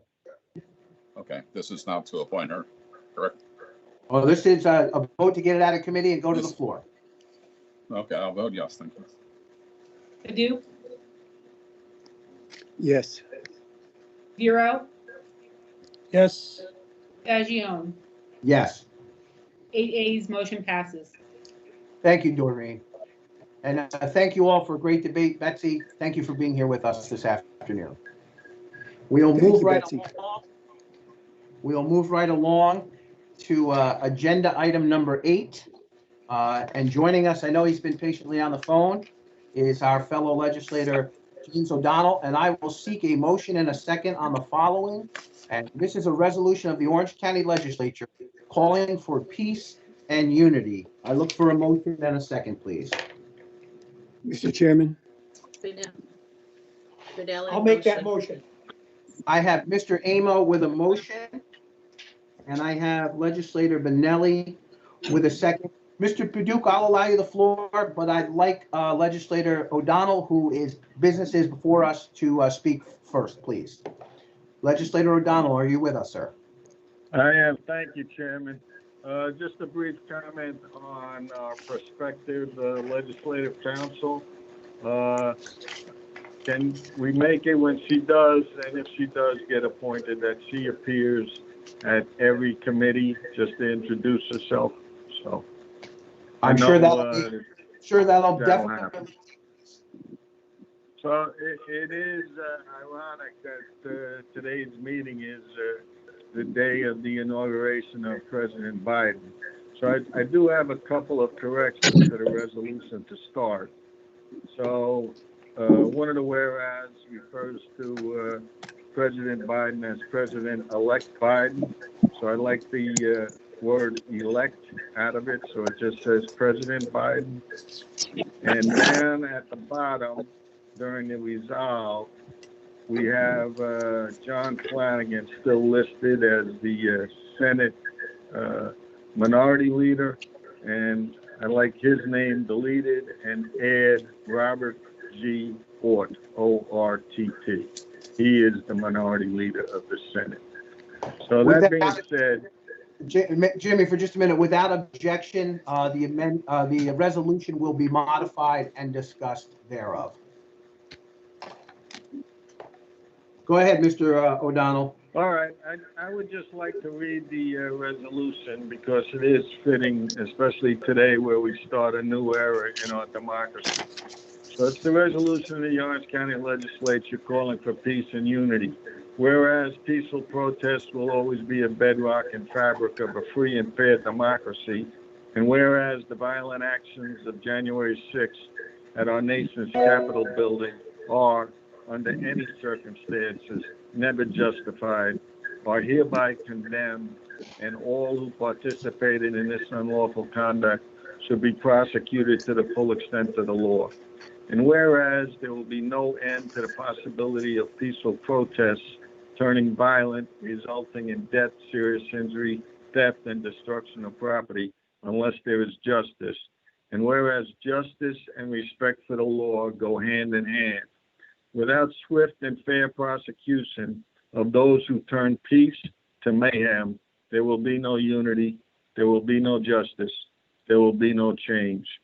And whereas we wish and pray for President Biden's every success in unifying our country, we urge him to lead the way and put an end to this divisive rhetoric. And whereas a free press is also a necessary and vital component of our society, and therefore we need a return to bias-free, factual reporting by all and not just some. And whereas we need to ensure faith in our constitutionally protected electoral system, eliminate voter suppression, guarantee that every vote is counted.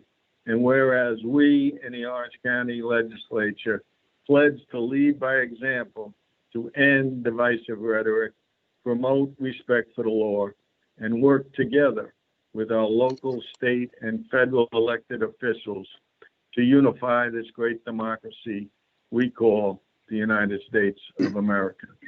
Now, therefore, be resolved that the clerk of the Orange County Legislature is hereby directed to send certified copies of this resolution to the Honorable Andrew M. Cuomo, Governor of the State of New York, the Honorable Andrea Stewart Cousins, President, Majority Leader of the New York State Senate, the Honorable Robert G. Ort, Minority Leader of the New York State Senate, Honorable Carl E.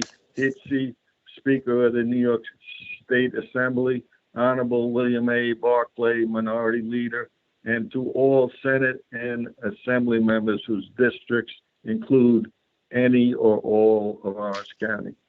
Mr. Chairman, I present this resolution as it states in the opening line, calling for peace and unity. Thank you. Thank you, Mr. O'Donnell. And I just want to thank you for coming to me weeks ago when circumstances presented themselves, and the work you did putting this resolution together. And I just want to appreciate you reaching out to me on that. I will open up the floor to questions. I see that we have Chairman Brescia. We'll start with you. Yeah, just And a then quick we'll have correction. you and Mr. Lewis. It's great. I'm not going to comment on that, but it's not Honorable John J. Flanagan. He retired back in June, so it would be Robert Orr.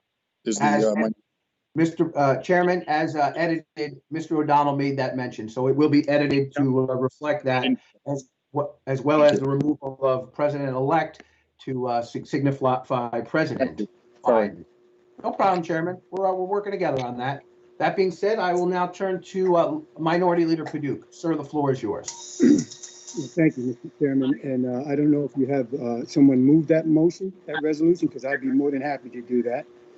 But I would like to mention something else.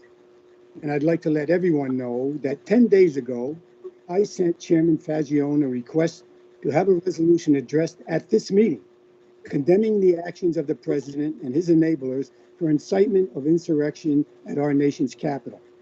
He responded the next day and said that he would discuss it with the Republican caucus and advise accordingly. I didn't hear back, so I submitted my resolution to the clerk for review and distribution to the appropriate people. When I did hear back from the chairman, I was told that it would be a moot point since the new president would be sworn in by time of the meeting, and he said that he would not put it on our agenda. I followed proper protocol for having the resolution put on the agenda, only to have it denied and not be added. I'd like to remind you, County Executive agreed with Congressman Maloney and others that the president should resign and made his statement without reserve. We as a legislature have never made the same condemnation of the president and hence have taken no stand. This is unbelievable, and I would suggest that the majority party is attempting to jump to healing and unity without passing through on accountability and consequences. We should have gone back and finished accountability and consequences before trying to successfully load healing and unity, which is the theme of our new Democratic president and party. Thank you, Mr. Chairman. I was looking forward to doing that before I fully support the resolution. Thank you, Mr. Paduk. Next, I have Legislator Kulisek. Mr. Kulisek, sir, the floor is yours. Yeah, just a correction in the resolve section down there. Please spell Andrea Stewart cousin's names correctly. Thank you. Mr. Kulisek, I appreciate that, and we will make note of that and make sure that the copy, if passed today, will reflect that when it hits the floor for our February meeting. I do not see any additional hands raised from legislators on the committee. I will then offer questions from legislators here before us. And not seeing any, I will call the question. All in favor, aye? Aye. Aye. Aye. And opposed? Okay, the motion carries. Thank you all. Mr. Chairman, I would Thank you, like to Chairman. suggest that. Thank you, legislators. Thank you, I would like to Mr. suggest that all. Mr. Kulisek, sir, the floor is yours. I'd like to suggest, if everybody would be agreeable, that we would all be sponsors of this. I appreciate that sentiment. Without any exception, are we all good? Yes. Fine with me. Okay. Well, thank you, Mr. Kulisek. We'll reflect that the whole committee supports that resolution. Sponsors and co-sponsors. Okay. Moving on to the last item on our agenda, item number 9. Joining us is Legislator Tortel, and the final resolution we have before us is as follows. This is a resolution of the Orange County Legislature supporting local community efforts of the Black Lives Matter movement to end social injustices, and I need a motion and a second, please. So moved. Mr. Paduk with the motion. I need a second. Second, Kulisek. Mr. Kulisek, the second, and Legislator Tortel, let me bring you up here. Legislator Tortel, the floor is yours. Thank you. In the interest of time, because I know this has been an extensive meeting, everybody has the resolution. Do we need to read it into the minutes or? Well, it's on the agenda. Jimmy O'Donnell, with I'll read it. respect, That's is fine. on the phone. Yeah, if you like, if you want to, please go ahead. Okay. Whereas the most recent deaths of George Floyd, Breonna Taylor, and other Black and brown individuals by police officers has captured the world's attention on social and racial injustices that still exist in our United States. And whereas the Black Lives Matter movement began with a commitment to ending police brutality and state-sanctioned violence and injustice against Black people, it is also dedicated to affirming Black people's contributions to our society, our humanity, and our resilience in the face of deadly oppression. And whereas its leadership embraces policy changes and legislation as necessary elements to end oppression of Black people, the movement is not only comprised of Black individuals, but people of all color, creed, and age who will stand up in unison for ending social injustice by change. For as Dr. Martin Luther King wrote, injustice anywhere is a threat to justice everywhere. We are caught in an inescapable network of mutuality, tied in a single garment of destiny. Whatever affects one directly affects all indirectly. And that's a letter from Birmingham Jail, April 16th, 1963. Whereas we have seen the call for change in Orange County, in our towns and villages, along our highways, government centers, and community parks, we have seen our mothers and fathers, brothers and sisters, sons and daughters risk their health and safety to join together for institutional reforms to end systemic racism, focusing on police brutality, domestic policy, reform, economic justice, and investment in equitable education and healthcare. Now, therefore, be it resolved that the Orange County Legislature respect and commend the commitment that Orange County residents have in supporting and becoming a part of the Black Lives Matter movement, calling for social reforms to end racial injustices. And be it resolved that the clerk of Orange County Legislature is hereby directed to send certified copies of this resolution to Honorable Andrew M. Cuomo, Governor of the State of New York, the Honorable Andrea Stewart Cousins, President, Majority Leader, New York State Senate, Honorable Robert G. Ort, Minority Leader, New York State Senate, Honorable Carl E. Hasty, Speaker, New York State Assembly, Honorable William A. Barkley, Minority Leader, and to all Senate and Assembly members whose districts include all of Orange County. I do note that the Honorable Stewart Cousins' first name is misspelled, so we would need to correct that. And I just have a brief statement. As this committee has just passed a resolution recognizing next month as Black History Month, and as Legislator O'Donnell's resolution, I once again am bringing before you a resolution from the Democratic Caucus. We need to do more as representatives of Orange County to show we do not just honor the history, but also recognize the present trials still faced by the Black and brown residents of Orange County, that we know that they are judged and perceived guilty until proven innocent based on the color of their skin, that we recognize the evidence of systemic racism, and will work to end racism in Orange County, that we respect and support the right to peaceful protest and wholly condemn those who resort to violence and destruction. I am asking you, this committee, to support this resolution for these reasons. Please do not push this off again. This resolution was submitted to this committee in September and read but not discussed. It's time for us to make a move and to show the residents of our community that the residents of our county, that we understand what they face. Thank you, Mr. Chairman. Thank you, Legislator Tortel. That being said, I will open up the committee for discussions as to the resolution as presented before us. Mr. Chairman, Lujan. Legislator Lujan, as protocol presents itself, it is the prerogative that the members of the committee will get a chance to go first, followed by legislators that are not on the committee. So with respect, I will allow conversation and questions to come from committee members first, and then legislators assembled here before us. Lujan is one of the sponsors. That being said, I will turn to legislator Amo. Sir, the floor is yours.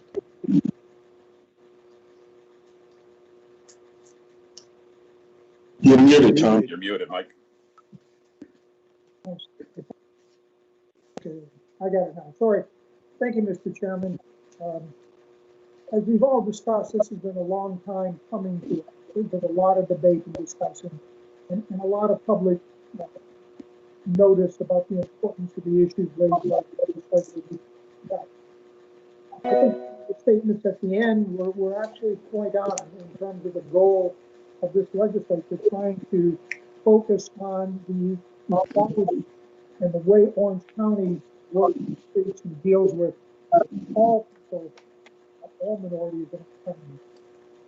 The one problem that I have with the resolution really is one of its label. I have difficulty thinking about providing support for a organization that has a goal, which may be reasonable, and leaving out many hundreds of other organizations that may be coming to us. I think for us to begin this resolution with the discussion of Black Lives Matter movement is endorsing one form or one movement that works towards racial equality or minority equality or justice. And I think that once we do that, we open ourselves up to the having any other such organization. A person, as a student of the 60s, or a person of the 60s, and I grew up and I participated in many protests since the Vietnam War. I was in University at Purdue, just miles away from Kent State when that happened. I was there before the Chicago 7. I was there when they stopped at the university before they went to Chicago.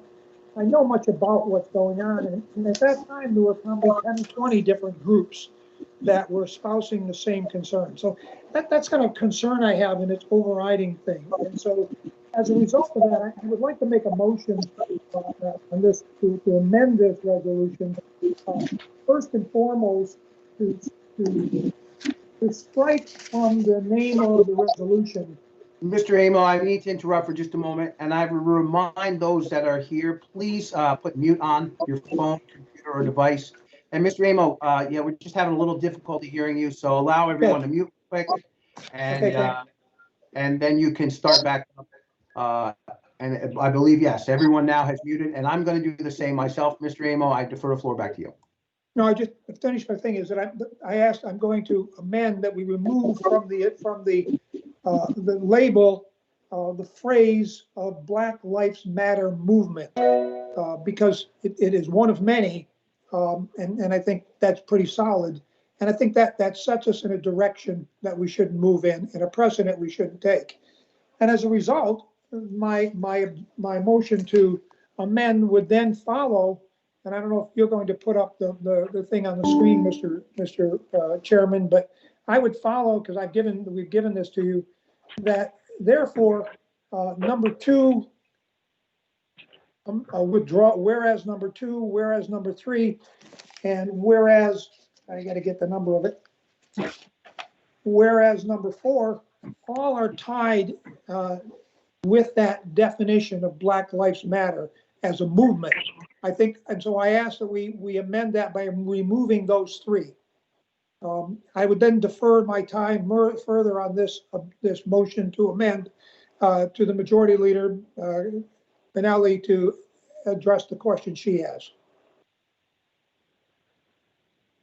And what I'd like to do right now is, and through the technology we have here, I will remind everyone that when this item hit the agenda, discussions were had, and I spoke to Mr. Remo, and now, Mr. Remo, I will defer to Legislator Majority Leader Benelli as I prepare also to keep the screen up.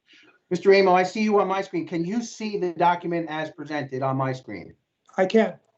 Okay, I will then defer the floor. The motion is still out there. The motion continues with Legislator Benelli. First of all, I'll second the motion. And as you can see, and thank you for putting this up, this was a joint effort in addressing this. We all recognize that, in fact, we definitely do need to respect the issue and respect it in such a way that we all can embrace the sentiments, because I believe we all feel this way.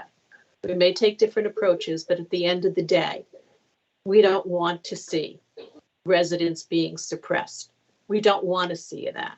We want to recognize that we here in this nation are very, very, very fortunate, and we do not condone violence and racial discrimination. So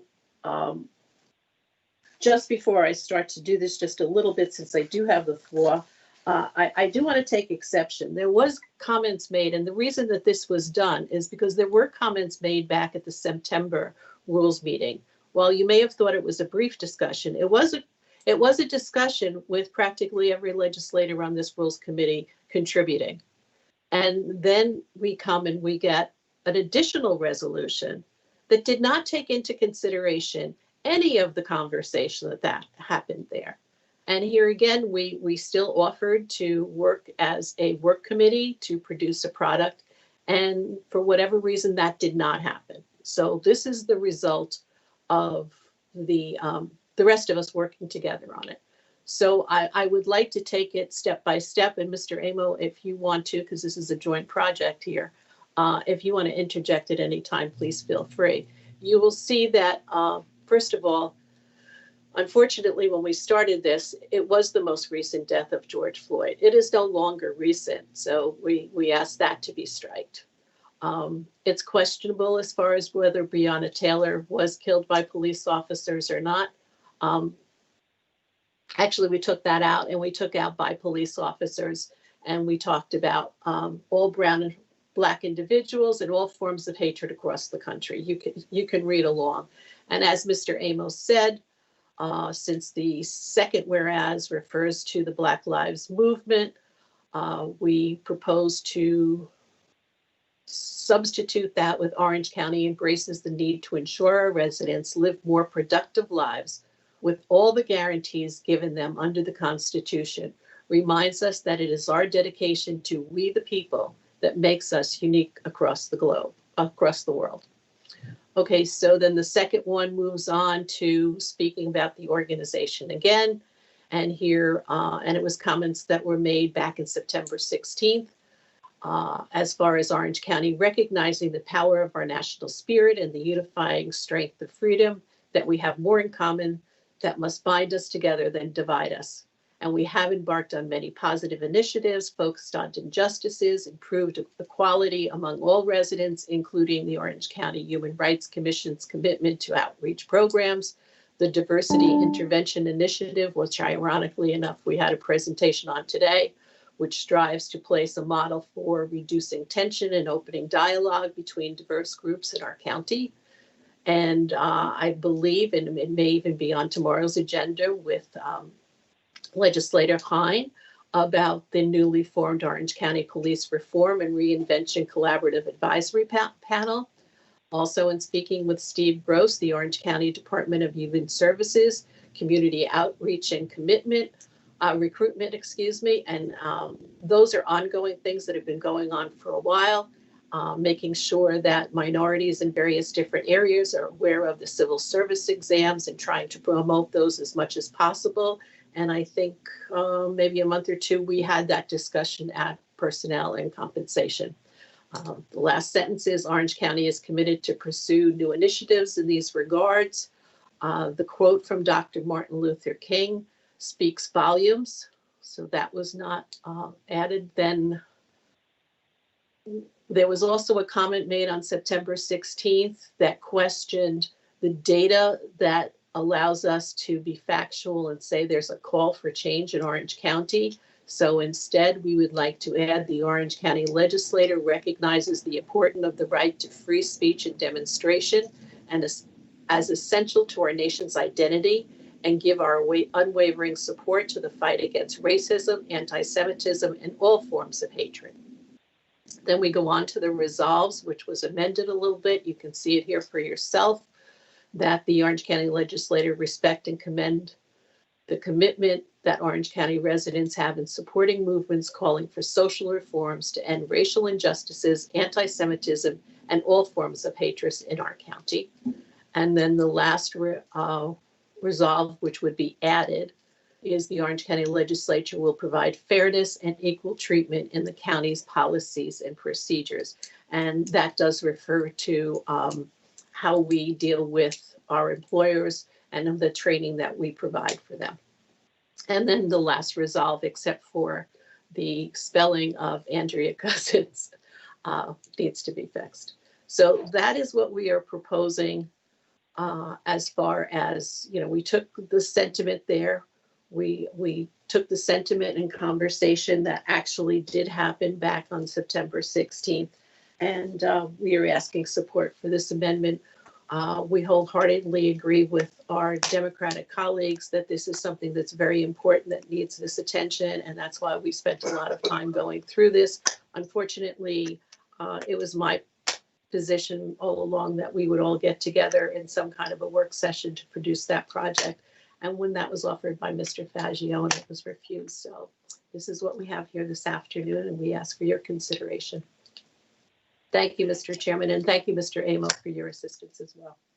Thank you, Mr. Remo, and thank you, Legislator Benelli. I will say that at this moment, if the email, in your official county email, you will be receiving the revised substitution to this resolution, including all those strikeouts. We will also, if passed, make sure that we correct the spelling of the Senate Majority Leader. With no disrespect, it is just a typographical error. That being said, we have a motion and a second to amend as presented, and I look for discussion from members of the committee. With respect, I look for discussion from legislators on the committee first, and then Legislator Tortel, I will return to you. Just a question. Can you just share this as a 2-page thing so we can see the whole amendment? That's Lori, all I'm asking. I'm gonna do my best. All right, now I like the technology. I'm gonna do my best here. So let me see if I can shrink it down a little bit.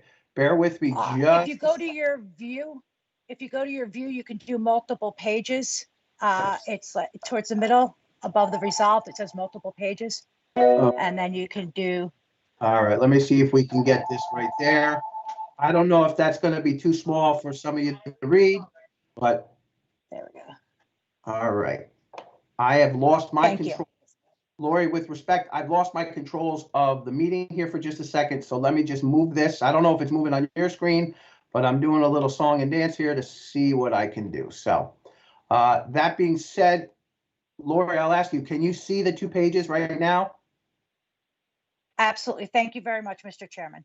Okay, I'm going to click this button here. I hope it doesn't mess anything up. And now I will offer discussion, and I'll start with members of the committee. And I see Mr. Paduch, his hand is raised. Minority Leader Paduch, sir, the floor is yours.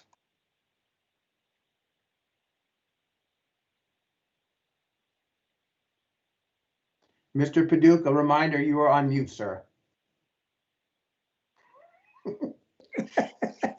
That's all right, because when I went to tell you you were on mute, I was on mute, so I share with you. Mr. Paduch, sir, the floor is yours. Yeah, thank you, Mr. Chairman. I'm pretty amazed that we're seeing this really for the first time today.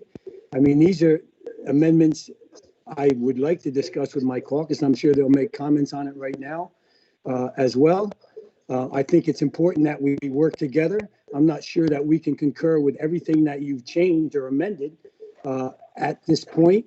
Maybe we could make some suggestions before the next full legislative meeting that we could all agree on as well, since we're just seeing it for the first time. And I'm actually shocked that there's this many amendments when we've had this effort to come forward for 3 or 4 months. Some of these I like, some of these I can't read because I'm really not that good. Even at a split screen, I can see most of it, but I can see all the reds with just some drastic changes here. I can understand the first part on the lead part of the resolution. I had a different suggestion to amend, but I won't do that now. And I just wanted to say, I really would love to have had this in our hands at least 2 days before. So maybe we could confirm, discuss it and agree with the changes and maybe add some of our own today during this discussion. But apparently I'll let others go first. And if I have something else to say, I will. Thank you, Mr. Chairman. Thank you, Mr. Paduk. And to your comments, I will offer once again, since last year, I have made it clear that if this resolution wanted to go forward, I asked the sponsors to reach out to leadership, Mr. Paduk, Legislator Benelli, Legislator Remo, and even Chairman Brescia, to work together. What we saw today in our committee meeting was the product of people working together. Legislator O'Donnell put together a resolution in terms of talking about peace and unity. He worked on that, he submitted it. There were discussions, edits, and revisions. He reached out to his leadership team on the Republican side. Mr. Amo, in the diversity initiative, has full buy-in from all leaders in our legislature, the majority leader, the minority leader, and the party leader. He has put together a work group, and you can see the product of his work group in our discussion involving the diversity initiative. And I'm almost going to pat myself on the back. Our legislative staff does an amazing job. And in crafting today's agenda, it was important that the items on the agenda were important to the county business and the county residents. Starting with our first order of business, which is to celebrate African History Month and focus on the families of African Americans and their contributions. So none of this has been just put together. There has been deliberation and serious work product put here. I have reached out, Mr. Paduk, and to the sponsor in regards to this resolution and said that work with leadership. And I even went as far as to use an analogy. I'm a small business guy. I'm a salesman. I don't just sit back and wait for customers to come in and throw money on my counter and buy products. I'm a salesman. I go out and make sales. I get the customers to come in, and then I sell the products to them. Each one of the resolutions that are before us today on this agenda were devised by those presenters for a reason. They had business before us. I mention that every time in our committee. What is it that you have business before us? I offer yet again, this product here today, this resolution as amended, is the product of work.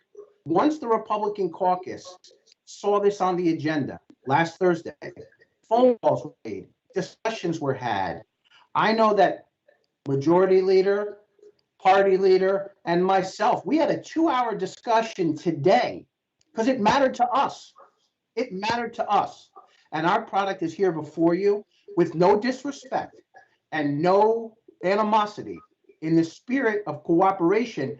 When we were presented with a resolution that, in all honesty, I could not vote on, I turned to leaders and said, guys, what can we work on together? And here is the product presented to us today with respect and for discussion and vote. That being said, I will turn the floor to Majority Leader Benelli. Thank you, Mr. Chairman. And just to address the issue at hand, I think you all know me, and this is, I want to reach out and I want to include everybody to be able to put together a resolution we can all be proud of. The fact that at the 11th hour, or even at the 11th hour, the chairman of this committee reached out to the sponsor and suggested that, working with party leadership, that together we would come up with something that we could all embrace. And I've said this a number of times. That offer was declined, which gave us no other recourse than to either say we're not going to entertain it, or we feel strongly enough to entertain it. So I have called special caucus meetings. I have gotten input from all members of my caucus, as well as reaching out to Mr. Amo, that was a partner in all of this, just like we all should be partners.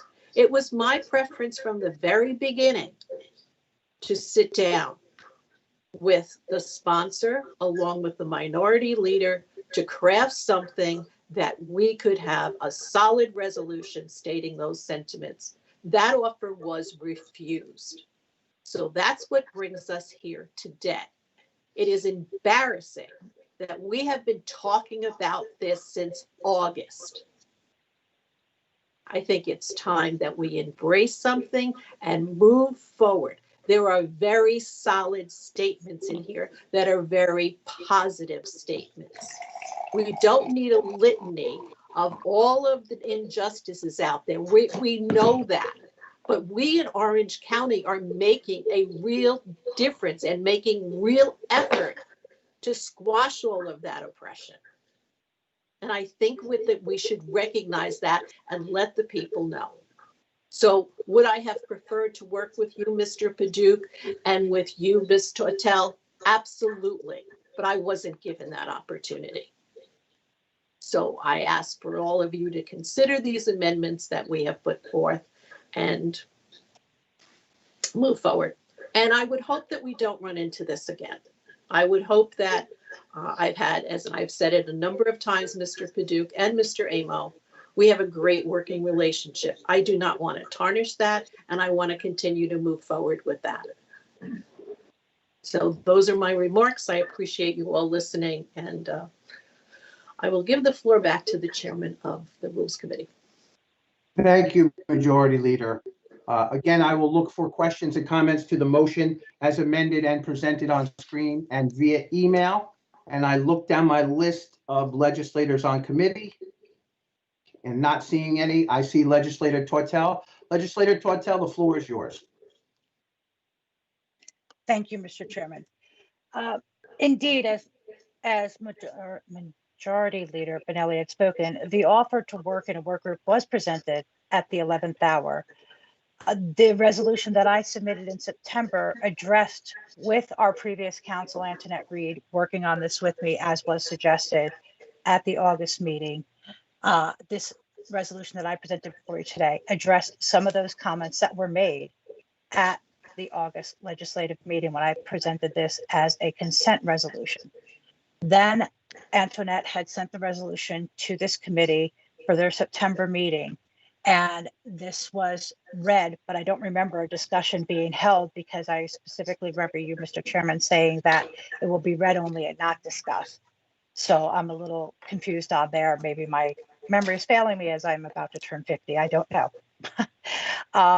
But when you presented that last week, it felt like it was once again the resolution was being pushed off. I have had this resolution there since September. I have asked, I even said at the September Rules Committee meeting, I said when I brought it before the full legislative body, if anybody has any questions, please let me know. Please talk to me.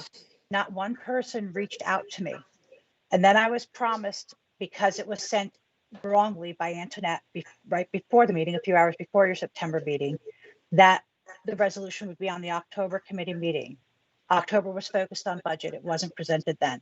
So I naturally assumed that it would be on the November meeting. I didn't know I had to resell something I was already trying to sell, something that has already been out there. So I appreciate these comments, and I would have appreciated a work group had the work group not felt like that you, Mr. Chairman, were trying to push this off of the agenda once again and push this resolution down the road. Because I have been faced with that since I presented this resolution in August. I have been faced with everybody telling me how important it is, but nobody reaching out to me. I worked with our caucus. I worked with my minority leader. I followed what I was told. I didn't understand that there would be a work group offered to me. Nobody did until last week when we were discussing once again putting this on the agenda. So I didn't refuse flat out, Majority Leader. It was misleading the way it was presented to me. As this resolution, as I've been trying to bring this resolution forward, everything has been misleading. So I take offense. However, I do agree with a lot of what you had here. The only thing I would like to see back is Breonna Taylor's name. I don't know why we deleted her name. And there's several more since I've presented this resolution the first time in August that could be added to that list, and people before even. So that is where I want to respond, and how I want to respond. That it is indeed embarrassing that it has come down to this, and that I've had this out there, and that this wasn't presented to me either. Nobody called me. Thank you. Thank you, Legislator Tortel. I have Mr. Remo followed by Majority Leader Benelli. Mr. Remo, sir, the floor is yours. Thank you, Mr. Chairman. You know, I do understand the feelings that we've just heard regarding how the process worked. But I want to go back with a little bit of history and remember, and I think Mr. Paduch and Ms. Benelli and Mr. Brescia will remember, probably 3 or 4 years ago, maybe a little longer, when we were going through the collaborative governing experience, we were talking about how can we kind of organize our work so that we bring things to the floor that come in a smooth way, that garners support, that garners the opportunity for people to work together on issues rather than not. And the solution to that was the formation of the leadership committee by the chairman. That met the party leaders and the chairman, the 4 people. We met a number of times, and many issues have come up through that group. And the diversity intervention initiative is one that I had, where I have to take it before that group as a leader as a leader and convince that group of 4 that we should move forward on that issue. And it was so important to our county, and I had to get buy-in from that group before I took it any farther.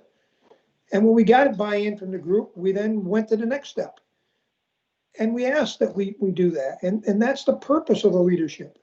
And so I would hope that the confusion that is being heard here, Mr. Chairman, is one that maybe we kind of forgot the role of that leadership committee and leadership team that Mr. Brescia set up. So that we could have said, I've got this idea, let me go to my leader and see if we can't put it on the table and get some buy-in from the leadership of the legislature before we even try to put it on the floor of a committee. That would be the purpose. And if that wasn't understood, maybe we and the leaders need to sit down and clarify the working relationship we're trying to have. So, when it came to this point, I'll go back to the one point that was made, during the machinations of getting it to this point, I paid attention to it. I looked at it, I knew what I objected with it, but I didn't really act on it because it really was not an issue on an agenda to act on until today. And so when I saw it, I said, there are things that I have to amend, that I can't live with. These are, I'm going to be a no vote, or I've got to get some changes in there. And when the majority leader reached out to me on it and shared that same opinion, it grew into sort of a leadership discussion, and I put on the table what I thought needed to go and what should be added. But that's just my 2 cents on it. I think that we can work better. We can do better if we work as a leadership team to start these kind of initiatives off. Thank you, Mr. Chairman. I have Majority Leader Benelli followed by Chairman Brescia. Actually, I did not unraise my hand, so I apologize for that. Don't worry. But I would also conclude with the last statement by Mr. Amo. Let's take this as a learning lesson, and let's take this for, I've always used that number 1 word for us is communication. We need to learn how to communicate better, and we need to start to do it now. And this is a classic example. I mean, I can go on and go back and forth and say there was a lot of dialogue back in September 16th. There were committee members, I've already said that, but we need to put an end to this. We need to come up with and getting back to our strategy of working very well together, because we have been able to come up with very good products for all of the residents of Orange County. So thank you for that. Thank you, Majority Leader. I have Chairman Brescia followed by Mr. Paduch. I don't know if Mr. Brescia wants to go first or Mr. Paduch. The chairman is. Mr. Chairman, I've also been waiting to speak for quite some time as well. Mr. Chairman. Legislator Lujan, you will speak. You'll be recognized after committee members have had their chance to speak. Thank you, sir. Thank you, Mr. Chairman.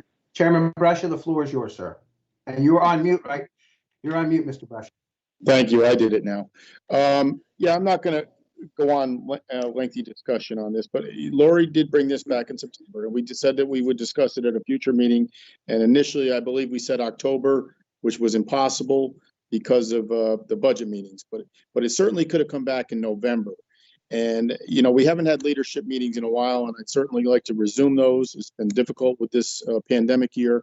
But the process really is that a legislator that wants to bring a memorialization, and there's been many more memorializations, excuse me, stuttering here, memorializations over the years. But it's up to the legislator to bring it either through your leader or yourself to the committee chair. I think, Lori, you should have probably asked Chairman Fagione to put it on November's agenda. And we could have addressed this back in November, if not December. And that's the way it should work. I said this on the floor of the legislature a week or so ago, that it's not up to the chairperson of the statutory committee to ferry memorializations or other initiatives by legislators through their committee. If they're asked to be put on the agenda, they certainly should be. And if you were denied this, putting this on the agenda, then come to your leader and then me or me at the same time. And that will be done. But that's the process. And that's been the process for many, many, many years. And I hope that continues. I certainly plan to continue that process. But I mean, I know there were concerns with your resolution, and that could have been ironed out before. But here we are today. I don't really have a problem if there's you always have the right to amend this resolution on the floor with your concerns, and I would hope Minority Leader Paduch would share those with Leader Remo and Majority Leader Benelli before it gets to the floor even, and we can certainly consider some of those changes. But there were certain parts of your initial resolution that the Republican caucus had concerns with, and I think those are stated in a different way in this resolution. And I think there's where there's buy-in from the entire legislature. So if we get a better product here today, which I think this is, and even a little more tweaking on the floor, so be it. But that's the way it needs to work in the future. Communication is the key, but that's the way it should work from legislators. If you want to bring in memorialization, bring it to all memorializations go through rules. So bring them up to Chairman Fagione, and sometimes he's going to deny, but most of the time he's going to accept if his agenda allows. Thank you. Thank you, Chairman Brescia. I have Minority Leader Paduch, and then I will go to Legislator Lujan and Legislator Tortel. That'll be our list right now. Mr. Paduch, sir, the floor is yours. Thank you, Mr. Chairman. You know, listening to the conversation today, I'm a little disappointed. Katie, I, and Mr. Remo and Mr. Brescia have worked well on a lot of important issues. However, Katie, you just mentioned that you reached out to Mr. Remo. He's not a member of the Republican Party. Why didn't you reach out to me with these changes and say, look, we've reviewed the resolution. We would like to see these changes made, so I could have discussed it with my caucus and possibly gotten the support to make other minute amendments to it today as well, so it could get to the floor. Look, communication's key for me. I'm not involved in a lot of things, even though I am part of the leadership team. And I said it earlier today. If you want better communication, if you want better working together, I needed to be included so that my caucus has all the information that your caucus does and that the chairman has. You know, it's important to all of us. It should be important to all of us to have the same information and the same amount of input. You know, I'm just a little disappointed. I think we can work on it. I think it needs to get a lot better. I've made many statements in that regards today, and I look forward to it. I don't know if my caucus would agree. I think some of these are okay. Can we make the amendments on the floor? Maybe, maybe not. I'd like to hear Lori's and Kevin Darian's concerns first, and then I guess discuss it from there. But by no means do I mean to upset anyone. The fact is, I am a member of leadership, and if you want to talk to represent something with me as well, I'd be more than happy to listen. And Mr. Fagione, in regards to asking to be put on the agenda, I did that just recently. I mentioned it today, and I was denied. So, you know, there's a lot of issues we need to work on. So let's make this a new year, a new unity year, and work together on all the issues as a team, because that's what a legislature is supposed to do. Thank you. Thank you, Mr. Paduch. And I will turn now to Legislator Lujan. I think that's my list. Legislator Lujan, followed by Legislator Tortel. Sir, the floor is yours. Thank you, Mr. Chairman. So I think that we've definitely had some good debate and discussion around this, though unfortunately one of the things that still remains is that this resolution, I mean, as I'm looking at it, and again, you know, I definitely want to applaud you all taking the time to look at this. Like Minority Leader Paduch mentioned, I mean, had this discussion been, you know, before, perhaps we could have gone back and forth a little bit more and discussed why, for example, Breonna Taylor's name should absolutely be on this, or why certain other elements are so important to the strength and the feelings that are out there in the community. You know, for example, line number 4, the entire line, because from what I understood in the comments was that there's no way to gauge that there were individuals in the community that cared about or believed that there was need for racial justice. You know, I think that would be completely tone deaf, considering the fact that we have seen protests in all 50 states, and we've seen it across the globe, and we've seen it across the entire county. I mean, we have seen marches of thousands and thousands of people marching for racial justice, marching for equality, marching because they understand that the power dynamics, the way that they exist, are negatively impacting people of color, and they always have. And when people get flustered, when they get addressed on their racism, look, there are other ways to respond. You know, maybe looking inwards and saying, why is this person saying these kinds of things? Why in the world would someone say that they feel unheard or that they're being unjustly treated? Instead of grabbing these defensive positions that we often end up throwing each other. So if we want to talk about unity and we want to talk about working together, this is the perfect opportunity for that. But it's going to mean us really listening to why it is things are being said the way they are. Why, for example, here on the Democratic side, and particularly as one of the few minorities on this legislature, why when I talk about things like racism, I'm not talking about it because for a political purpose. I'm talking about it from a very personal position. I talk about it because I represent the most diverse district in Orange County in terms of our demographics, and particularly focus on particularly when we're talking about our large African American and Latino populations. Communities that unfortunately are seen statistically 30 to 40% more likely to get pulled over, that our incarceration rates are through the roof in comparison to other communities despite being minorities. So when we talk about these things, they're not politics. They're personal. They're real issues. Someone like Breonna Taylor, this is something that we saw across all our news outlets. And to this day, we are still hearing and seeing that there is no justice for Breonna Taylor. How can we remove? I mean, that was the first thing when I saw that we were removing her name from this list. It just seemed really just very disappointing. Because you know it's like we're erasing this person who was killed very unjustly. The other question I had, and unfortunately you removed the revision, but you know I saw that anti-Semitism was added to it. And look, I'm Jewish. My mother's Jewish. I appreciate us adding anti-Semitism in all its forms. But you know I got to tell you, this was really very specific to the Black Lives Matter movement, or to the very least, Black and brown communities that are being discriminated against. This is in response to that. And so if we're going to now add all these other groups, so then we should also add a trans groups that are facing immense problems in our jails. We should also add women who face pay inequality across the country, and we should add a lot of other things. So I just was trying to get clarification of, you know, if this is going to be about Black and brown individuals being discriminated against, then it should be about Black and brown individuals being discriminated against. And you know, I just wanted to kind of think that was very important to add. And I'll just end with this.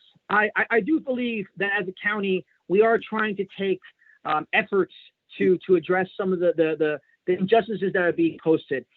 But I just want to caution that I listened in on the 203 yesterday, and I maybe it was just because of that particular meeting. I know it focused more on mental health. It wasn't so much on racism or you know. But I must say, what I saw in that meeting, and again, perhaps in the next one it will be a little bit different. What I saw was a lot more organizations patting each other on the back and saying, well, this is great and this is what we're doing. Not enough hey, this is what we really need to be changing because this is what's happening in our community. And especially around mental health and substance abuse, I'm excited that we're talking about crisis intervention training, de-escalation. I know we're doing that, but that doesn't mean that we're not doing something incorrectly or we couldn't be doing something better. And I think that this is a missed opportunity. And I'm just talking about the 203.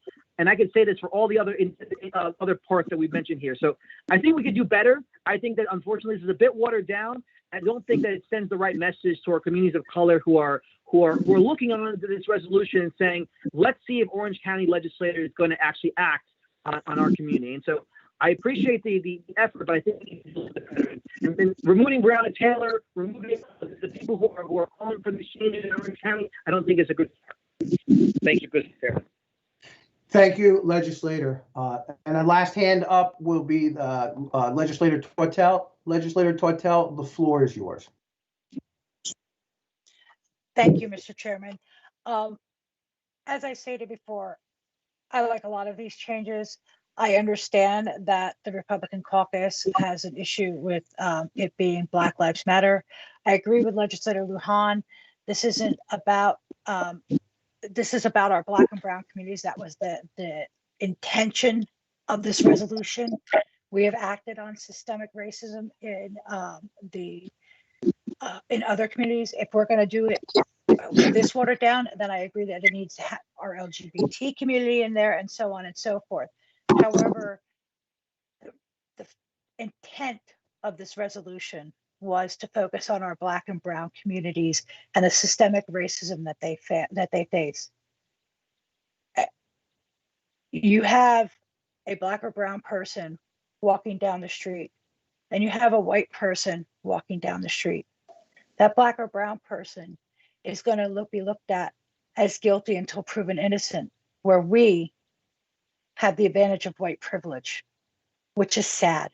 It is sad that today, in this day and age, in 2021, we are still talking about racism. We are still talking about inequality based on the color of one's skin. This is something that I feel very strongly about. I feel very passionate about. I have brought this before our legislative body twice. I brought it before this committee. Chairman Brescia, I understand what you're saying, but when it wasn't on October's agenda and it was promised to be there, I understood that it was budget process. I was being understanding. I was being a cooperative member of the legislature, assuming that something that was promised for 1 month couldn't be there, it would be there the next month.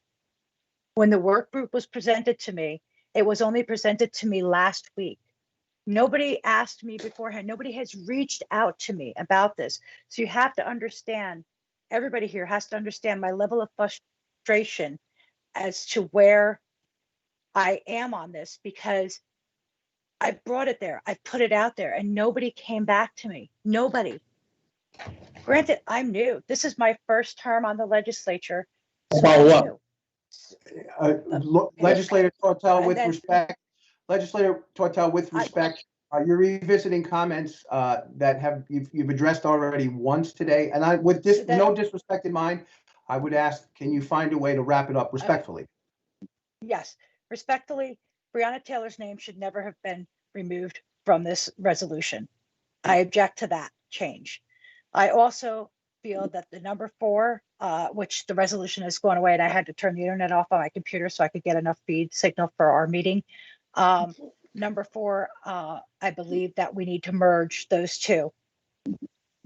And I'm asking that we can do that on the floor of our next meeting, maybe with something that we can present together as we go forward between our Democratic caucus and the Republican caucus and Leader Remo.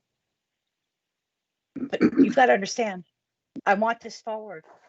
I don't want to wait another month. I don't want it to go back.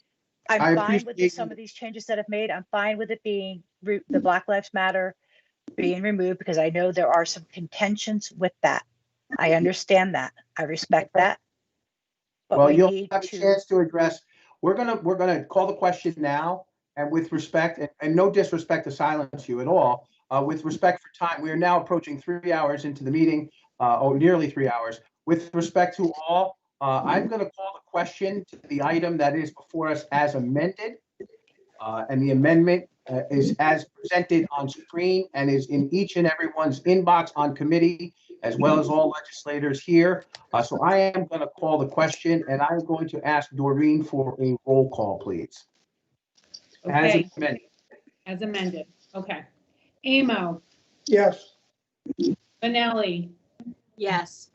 Cheney, Yes. Hines, Yes. Kulisek, Yes. Paduk. I'm going to abstain, and here's my reason.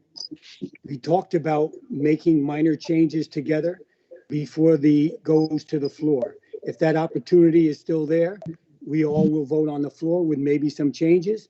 I'm open to that, but until that time, I'm abstaining. Bureau, Yes. Fagion. Yes. Motion passes 7 ayes, 1 abstention. Thank you, Doreen. Thank you, Doreen. And it appears that we've come to the end of the agenda for today. I want to thank everyone. We had some very serious topics discussed today. Mr. Chairman, that was a vote on the amendment. Now we have to vote on the entire resolution. I appreciate this. Sorry. No, I appreciate that. As amended passes. Mr. Chairman. Just one moment, please. So vote as presented. And I will do this now. And then what we're going to do is we're going to call the question as the amendments have passed. And I do see I have 2 hands up. So before I call the question, with respect, Lori, I'll start with Minority Leader Paduk. And then you. I just want to be sure that we are open to amending this on the floor.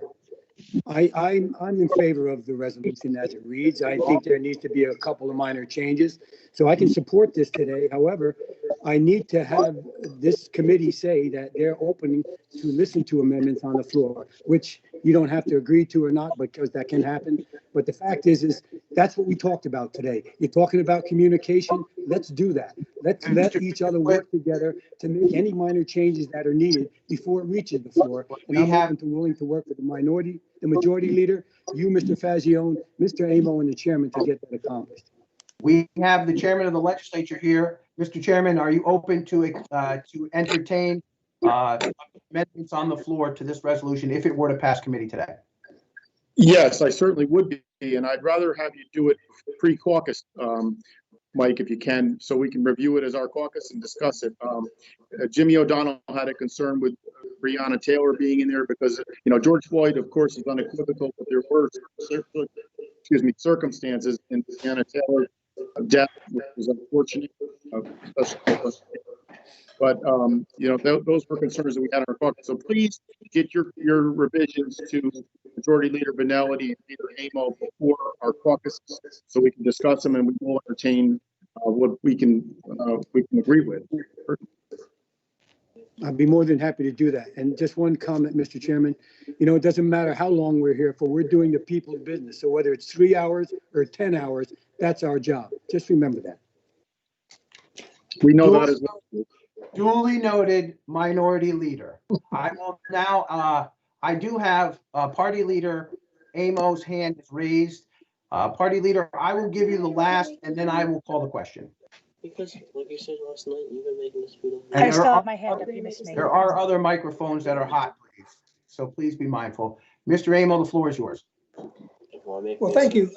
Maybe the chairman would like to consider, since I was quite serious about the activity of our leadership committee, perhaps the way to do what you're talking about, Mr. Chairman, is to call a leadership meeting before the caucuses where Mr. Paduk can bring what he has, changes, and we can discuss them so that it goes to the caucus as a result of the leadership talking about it, because that's what we've been all saying should have been done. So let's do it the right way.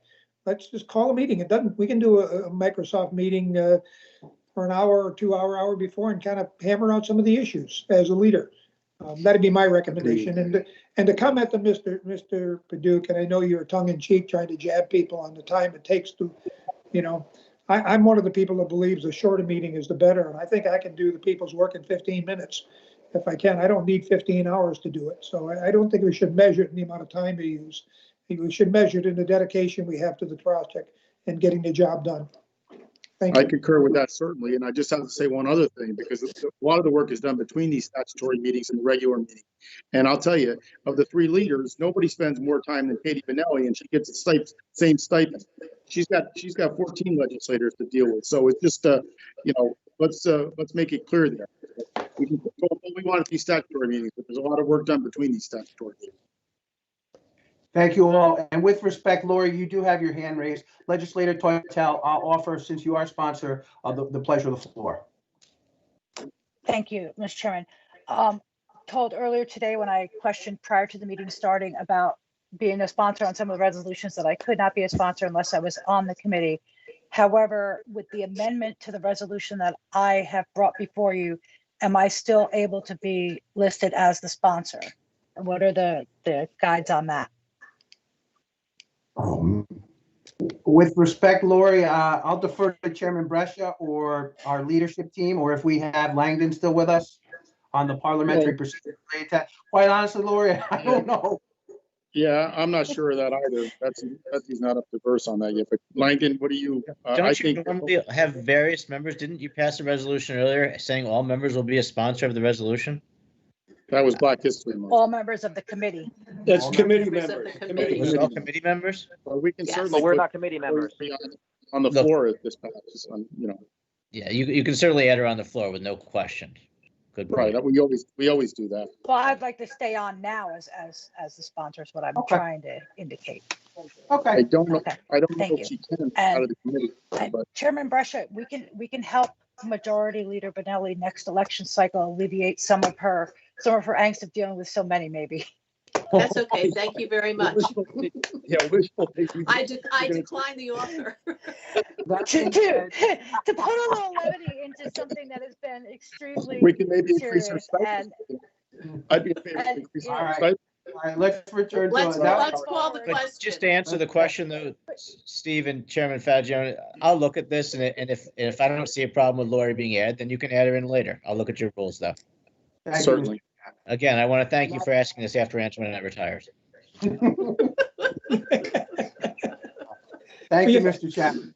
And that being It's funny, said, Mr. Chairman, excuse me, it's really a good day when we see that Mr. Chapman's earning his salary. It's a pretty big one. He's has to earn it now. all right, you guys are welcome to have all this conversation you want at the close of the meeting. That being said, Doreen, I'd ask for a roll call vote on the resolution as amended here before us. Of course. Amo, Yes. Benelli, Yes. Cheney, Yes. Hines, Yes. Kulisek, Yes. Paduk, Yes. Bureau, Yes. Fagione. Yes. Motion passes. Thank you, Doreen. Thank you for all your help, Doreen, and the staff in the legislature. That being said, our agenda is complete. Thank you all for dialogue today. I look for a motion to adjourn. Cheney, So so moved. moved. Have a Thank good- you all. Please be well, be safe, and we will see you tomorrow at the Public Safety Committee meeting. Thank you all. Be well. Good night. Thank you very much, Mr. Chairman, and thank you, everybody Katie, else. Have a Katie, safe can you night. set up that meeting, the leadership meeting? It's going to be up to Brescia. Okay. Brescia has Well, to we'll do set it. it up. I'll I'll coordinate with have- him, yes.